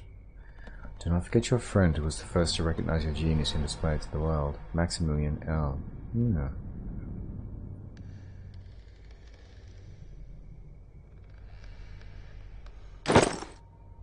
Yeah, like that idea reminds me a little bit of some of the themes that you have in... Come on, pop it out. Yeah, some of the themes that are explored in The Mouth of Madness, although in that case it's an author rather than a painter. But the author and the author's story is becoming a conduit for... The door is blocked on the other side. Becoming a conduit for spreading madness. So, at a guess, maybe her paintings are functioning the same way. Like she's able to present. She's able to present images of a world that few have seen. I mean, I could be reading this completely wrong here, but it literally looks like, and this might be a daftest of suggestions, it literally looks like someone has summoned something and then popped an easel outside of it and begun painting that thing while it's trapped inside the circle. And it looks like it's gone horribly wrong for everyone involved. I mean, that's... Bradley? Is that you?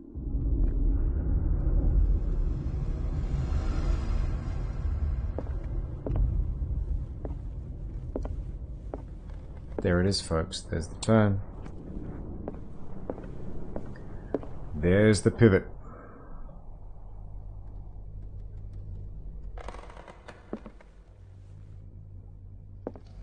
Now we're being stalked by something. Or something else is around here rather than us.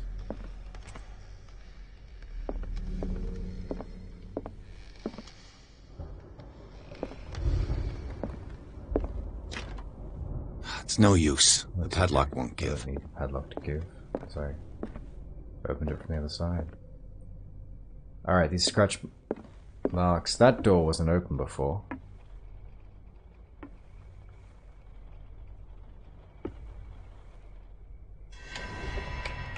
Is anyone there?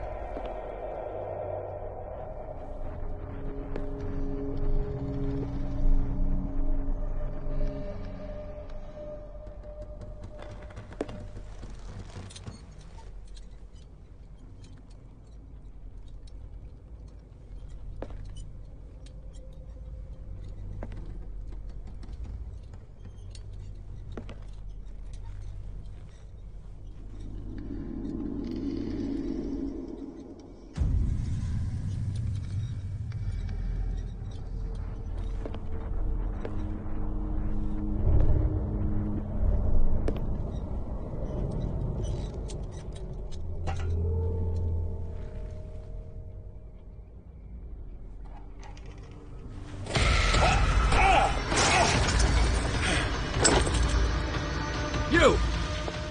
Stop!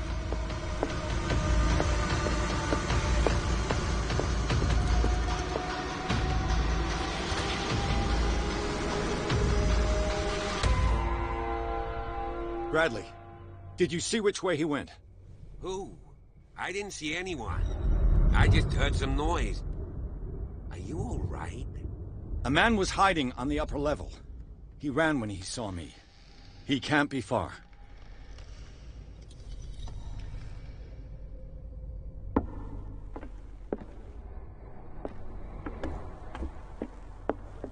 I might just go back and test that theory then, Ozdeck, because I thought the chest... I thought I'd tried interacting with the chest before, and it hadn't let me, but I could be wrong. I'm assuming you mean the chest in Sarah's room. Let's go find out. But I'm gonna guess the game is not gonna put me on a timer with catching the thief. Yeah, no, if you're talking about this chest here, the one by her bed, not actionable, but there might be a chest. There might be one in this room. Ho ho ho, now I have a lantern. Alright, does not look like there's anything in here to interact with. Let's go! Let's run! Doop doop doop doop. Can I repeat my? No. Looks like I only do a hero jump once.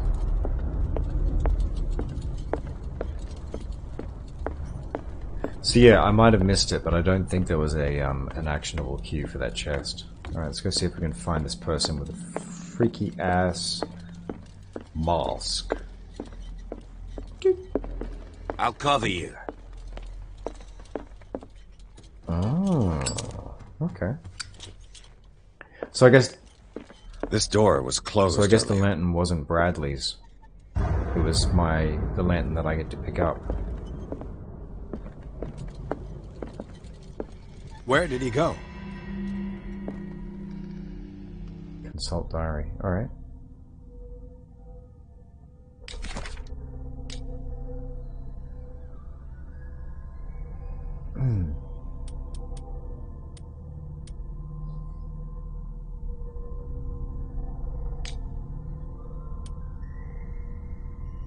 Just got to be careful, it burns a lot of oil. Huh. Gain some CPs. Nice. Let's bump up that skill in a second. Do you really think that your fugitive came in here? I don't see any way out.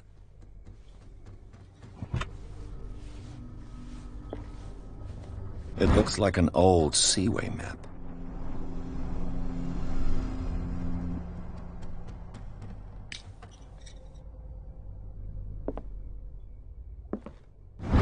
Ah, so it was the glint from the corner that made it look like it was actionable.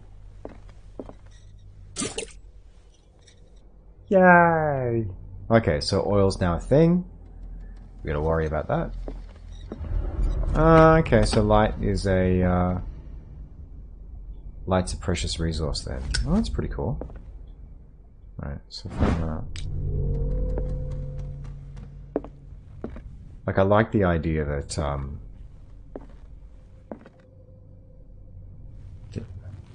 as if the bookcase has been moved several times. I like the idea that you can't just stay in the light the whole time. Clearly, Charles Hawkins knew Captain Fitzroy very well. Oh, great! The third person doesn't look unsettling at all either. I wonder who the man with the glasses is in the photograph. Probably another friend of Never Hawkins. trust bald people with goatees. They're shifty. Alright, so I've already seen... As if the bookcase has been moved several times. This globe seems to have been part of some mechanism.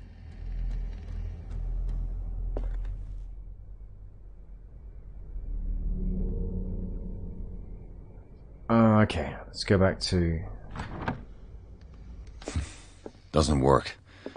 I must have missed something. Chief. I just got to look at these coordinates. The Scylla, the Prodigal, the Orpheus, the Saint Claudine. They make up a journey, so I guess... Oh, hang on, are you trying to tell me I've got to go through them one by one? Like, is that like a combination? Yeah, just exactly. You know, harmless.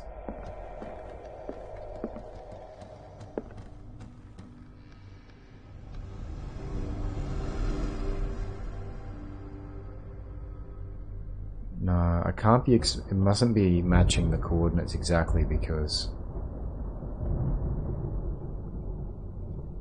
I don't have lines of. Latitude. Doesn't work. I must have missed something. There?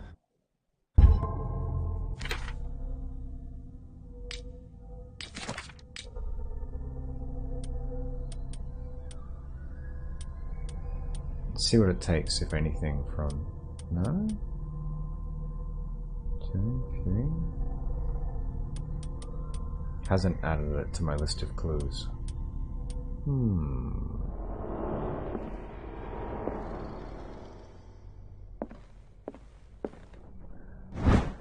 Scylla.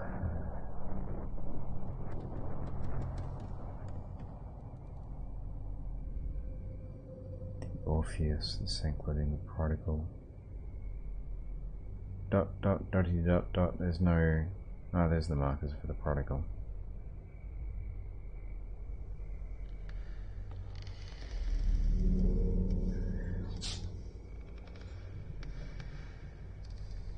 Might want to be looking at the northeast coast of the US and the Atlantic. Yeah, I'd say so. You're right. Go looking for Darkwater. Doop doop doop doop. Alright, let's see what we can find. Let's showcase my poor geography.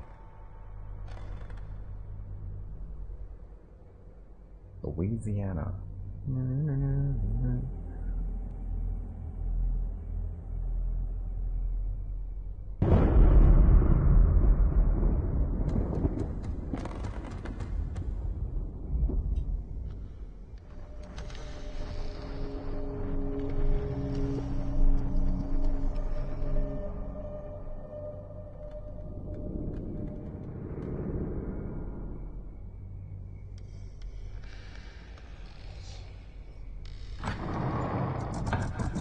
Looks like it worked.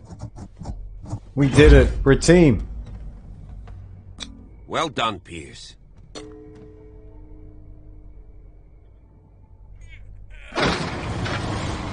Go team. Team.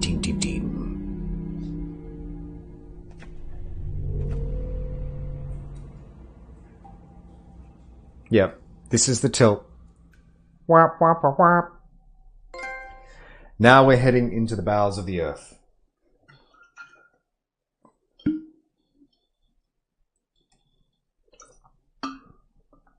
So we still don't know too much about what happened with the Hawkins, but that feels like a good point to have a tilt, you know, to shift things to the next level. I'm loving the pacing. Loving the pacing of this game. Because we've got a masked assailant who I'm going to assume is a cultist. Creepy looking mask too, like creepy. Creepy. Praise the sub. Hey, thanks for the subscription, Ozdeck. Very much appreciated. Just thought you'd sneak that in there in the middle of a Halloween stream. You are the bestest. Not only do you help me solve globe puzzles, but... Secret passage. Under the manor. It's like a detective novel. That guy must have already gotten far. Yeah. And he had a direct means of entry to the crime scene. We must find him. What is this place? It's more than just a tunnel. Look. Someone's been here recently. Yeah, this is where reality's going to start taking 3 seats.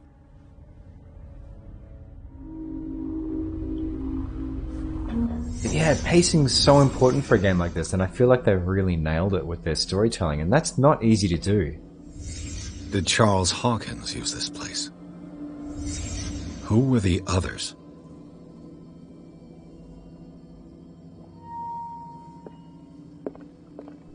And what the F is that? What is this mask supposed to represent?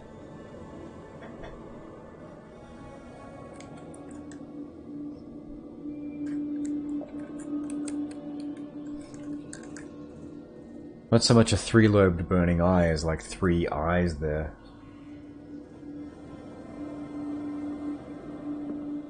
Oh! Oh, check that out! Yeah, just as you were saying it, I was heading over there. It's a perversion. That's beautiful. It's a perversion of the Virgin Mary.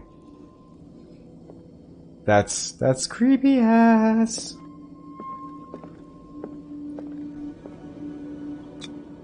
Whatever Charles Hawkins hid here, he didn't want it in his house. Oh, this is so good. I'm actually digging playing this, like, I'm not gonna say I'm half asleep, but playing this on low energy in some ways feels... What the hell? Okay. Hey everyone! There's a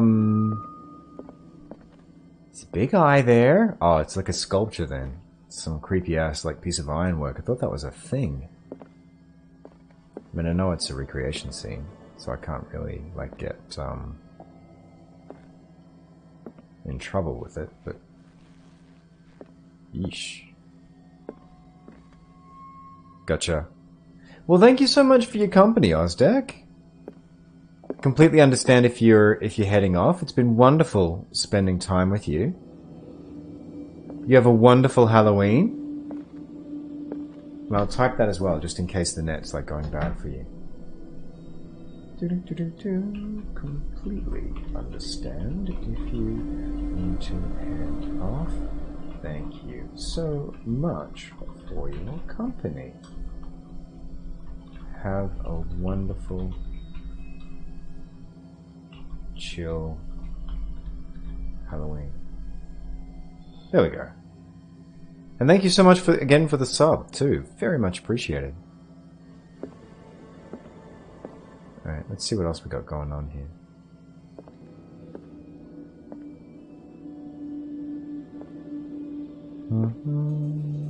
Is this all? Oh, there we go. It is all of. Yeah. This piece of cloth is unmistakably from a dress. Was Sarah Hawkins here?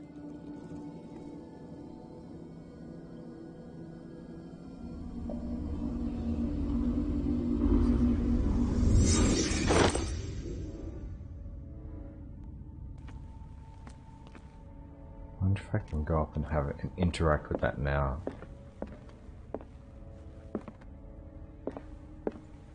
It's actually good timing in a way as well, because I'm probably going to. I know I'm scheduled to continue on till 6, but I'll. Ah, gotcha. Okay. Yeah, it's good timing in a way, because I'm probably going to beg off at like 5 PM myself, because I'm actually falling asleep at the wheel. I mean, that being said, it's pretty easy to stay awake and enthused when a game is this good. Ah, we're descending into the earth. That's so good. But yeah, I think especially for a marathon stream tonight over Halloween, I'll probably need to catch a little bit of Kip.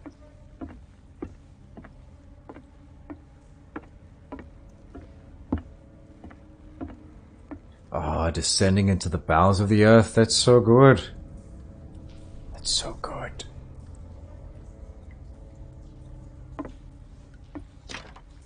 Of course.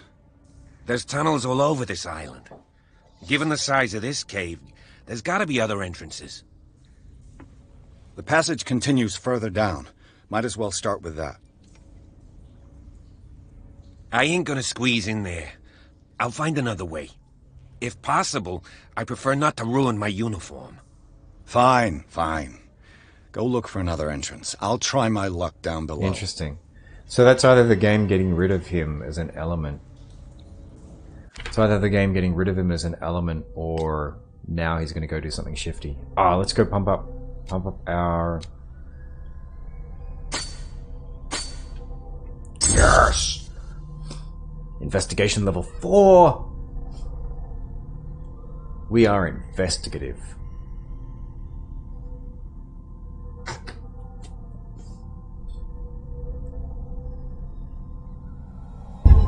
Yeah, exactly. It's completely normal down there. Nothing wrong at all. Look at the art direction behind those hooks too. They look seriously sinister, even though they're just sitting there holding chains. Creepy. The art direction in this game is so good, and now it's gonna make me get in the water. I don't wanna. Oh, I see. That shows me how much oil I've got. Well, that's pretty cool. But yeah, systems in games is such a tough one. I've been watching people stream... the latest Tomb Raider, and like it looks like a fun game, but it also, at the same time, looks like it's just... It's overstuffed with systems. Like, there's crafting, and there's inventory, and there's all this shit going on. And it feels like it's a bit too much, like, it's more than what you want out of that. Because for me, and maybe this is just me, but the Tomb Raider games have always struck me basically as being sort of some kind of dream catcher. If I touch it, it'll turn to dust. Alright. Some kind of dream catcher. If I touch it, it'll yeah, turn Tomb Raider games have always struck me as being about sort of, it's a slight tilt on the formula of Uncharted. And that's like when they've been strongest, so, I don't know, like, I guess the game will find its audience, but it just feels... An old diary. The lost tribe, they worshipped an entity that spoke to them in their sleep. Seemingly disappeared in a mass sacrifice. Oh, goody. Sad way to go.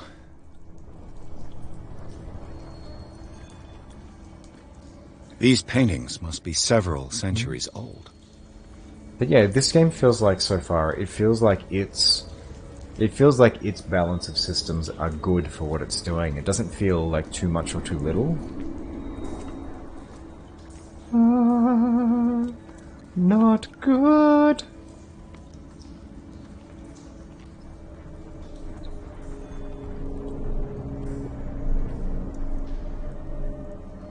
See, that to me suggests something more like Dagon than Cthulhu. But, you know, I guess we'll see how we go. It's like a long tongue, you know, a snake-like mouth. Yeah, I think, like, I played Rise for a little bit, but even, like, the reboot to me felt like it felt like it got the balance a little better. There was still crafting in there, so you could improve, you could do some basic character progression and you could improve your equipment. But it wasn't basically, like a mainstay of the game, like you could kind of ignore it if you wanted to, but you're right. Like, action puzzle platformer is sort of the sweet spot for what those games do. Yeah, that's the vibe I'm getting too. Like, I know it's called Call of Cthulhu, and like, whenever we do this, you know, the person basically who's out there getting some lightning flashes is Cthulhu, or Cthulhu if you prefer, but yeah, I'm definitely getting more of a Dagon vibe from this as well.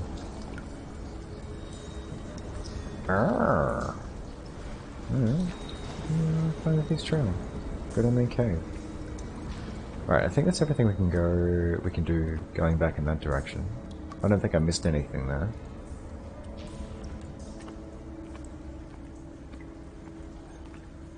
But yeah, I really feel for devs trying to strike that balance, because there's some really interesting conversations that happen nowadays where, and you might have seen this online as well, Ozdeck, where people just get pilloried for, or developers specifically get pilloried for games not having enough content. So there's a real urge to sort of like stuff things into games to make them last longer. I don't get why people complain about that. Like, to me, and maybe it's because like it's easier for me to afford like multiple games, but I would rather a well-crafted experience that lasts a specific amount of time than something that is just drawing out the overall experience. Time has weakened these structures. Yeah, no, you're right. The Virgin Mary statue we saw before was Cthulhu.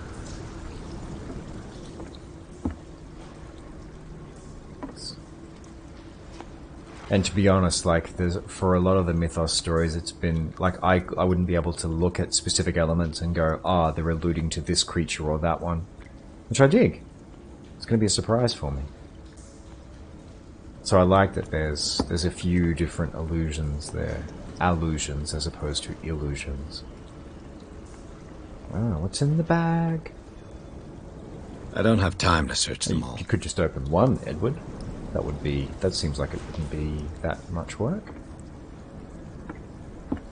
Let's go find out what the freakish green stuff is. It looks like animal oil, but certainly not whale.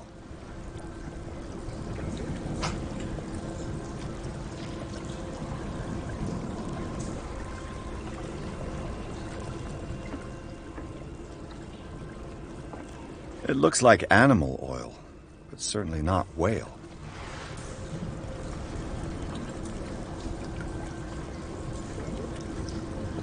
It's more of that great art direction there. Their environments are fantastic. I'd love to see concept art for this stuff.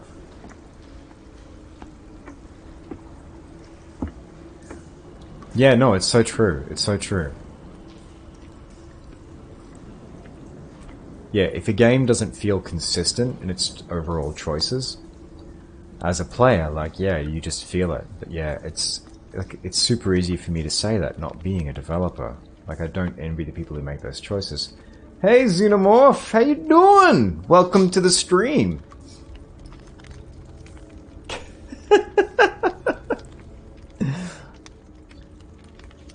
You're speaking to your demographic there. Happy Halloween!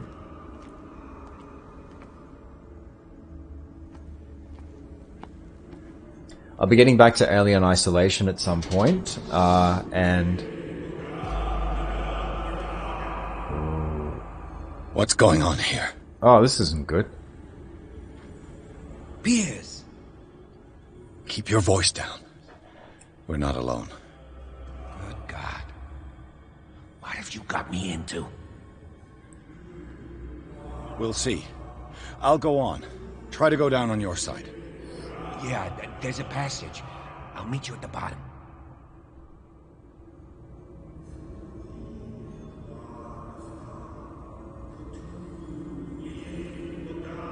Alright, now things are going full spook.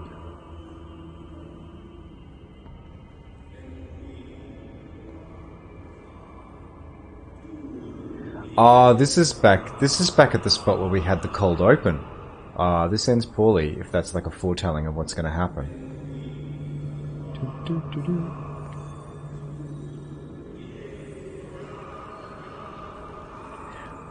The Ozdek, I thought that the cult of Cthulhu popped up, or artifacts of Cthulhu popped up in several stories. Is that true, or am I misremembering? Am I getting my wires crossed?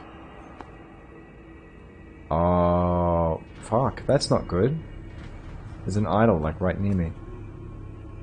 And just earlier we saw that Sarah had seen my face as well. She did a painting of me. That was cool. That was nice foreshadowing.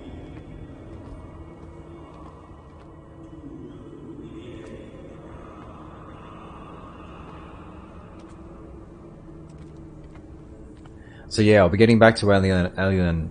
Apparently I can't speak. I'll be getting back to Alien Isolation soon.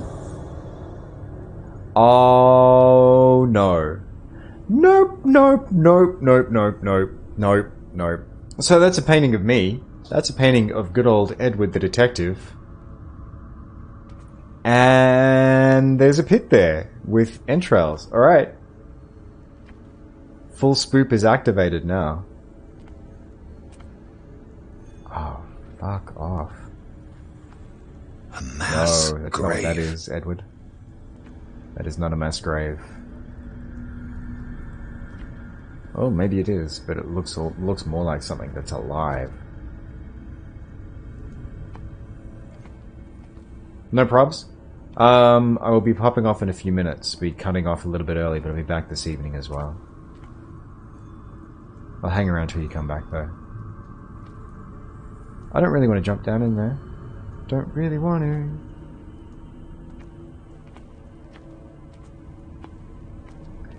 Well, I'm so glad that you were able to hang around at least this long, Ozdek, to see basically the game go... An engraved whalebone. A strange creature has been carved into it. Probably a figure Yeah, of I'm so glad worship. you were able to see the game go full tilt.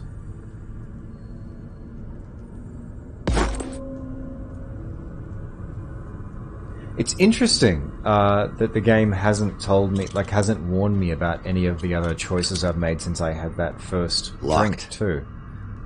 Like, talking about how it would affect my destiny. That's interesting.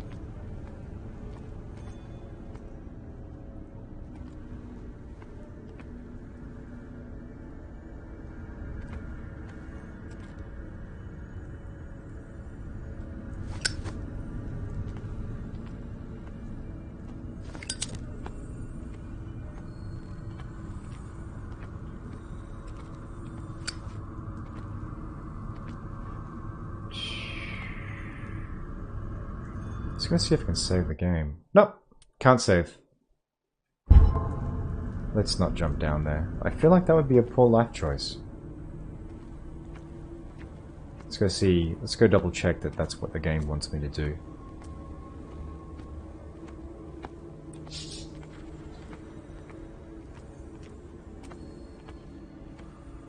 Yes, the ancient city of Relay, buried deep beneath the sea. Hey everyone, how you all doing? Okay, it must be what it wants me to do. It wants me to jump down that hole, because there's no other way forward. Because I came through here. I just want to make absolutely sure before I like jump down a hole and kill myself.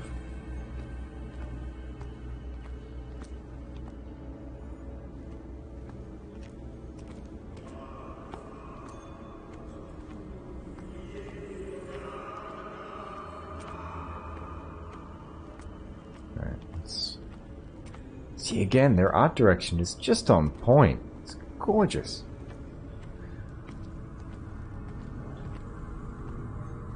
Alright, so so that's locked. I can't get through there. Alrighty-o! Let's jump down a giant hole. And see what that gets me. Other than broken legs. No? Oh, I can't jump down. Oh, there we go. The game doesn't want me to. Okay, that's actually really good design. I like that it's not going to let me jump down a hole and kill myself for no reason. That's pretty cool. Oh, here we go. A table for sacrifice?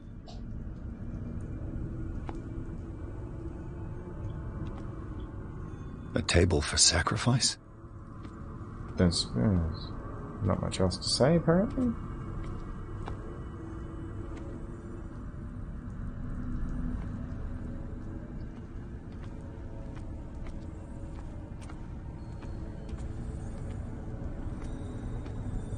Must be something else I can do in here, because I've got no other way to get forward.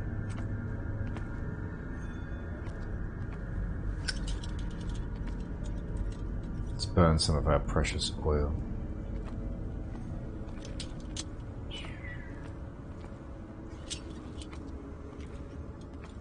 Lots of blood.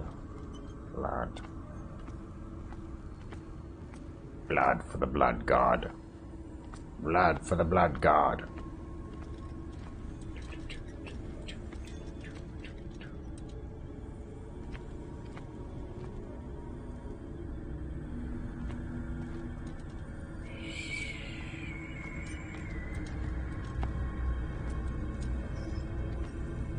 So there's something going on over there, but I can't get in there. Oh, there's at least a spot, a break in the rocks. But it won't let me get in there. Alright, now we're starting to burn down the oil. Burn it down, down, down, down, down. And I can't jump down there, which is good.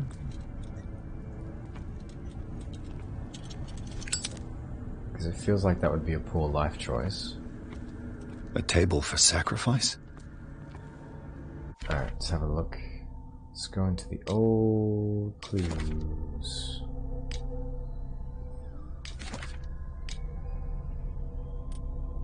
Yeah.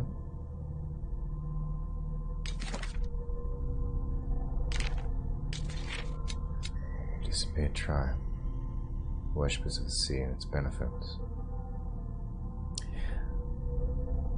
They were discovered by the creature some call the Devourer of Whales. For years, the creature hunted them down into their dreams till their weakened minds surrendered. Following the creature's orders, they sunk into the dark waters. Ah, that's good! I didn't read that before. Following the creature's orders, they sunk into the dark waters surrounding the island and never came back. Ah, that's nasty.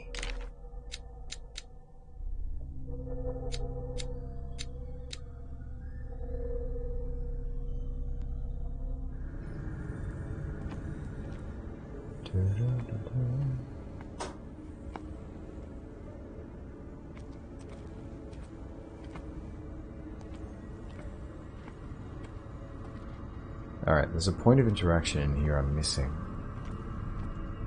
in order to allow me to do something. I'm not entirely sure what that is.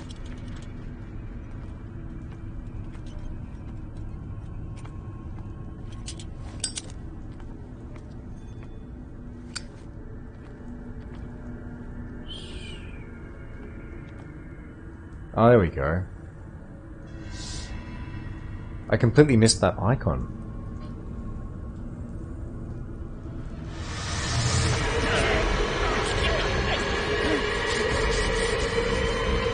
Oh, there we go. Ha ha ha ha. Oh God. I got it.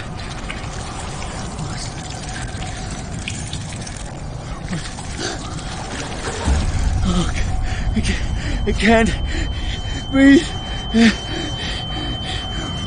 What's happening?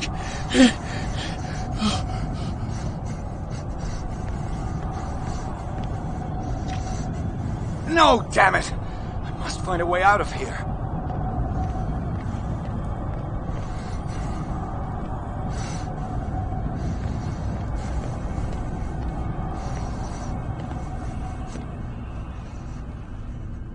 that's good. That's great. That's a...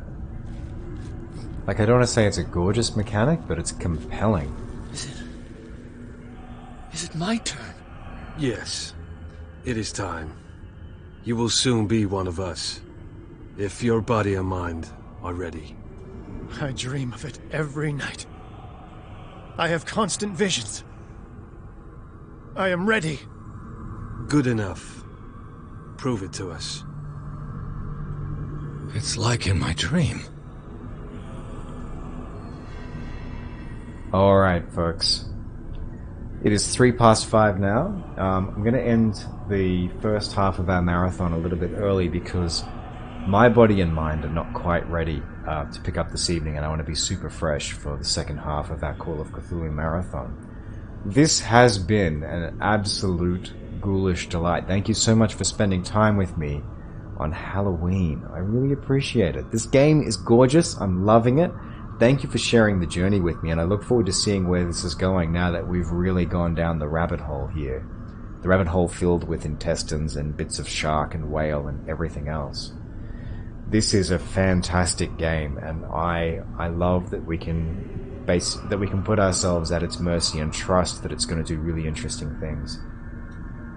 I will be back at 9 o'clock tonight, so that is in 4 hours' time. Just taking a bit of a break to do family stuff and spend some time with my partner and daughter for Halloween. But then I'll be back for another 5-hour stint this evening. So if you're around, and if you're looking for something to do with your Halloween, I'd love to have your company and see what happens with good old Edward, because clearly people have designs for him here. If not, you have a fantastic All Hallows Eve. Stay safe. Guard yourself from the spirits. Keep them at bay. Beware the darkness and enjoy it. See you soon. Thanks for watching. Be sure to like, subscribe, check out some of our other videos, and for live content, come join me on Twitch.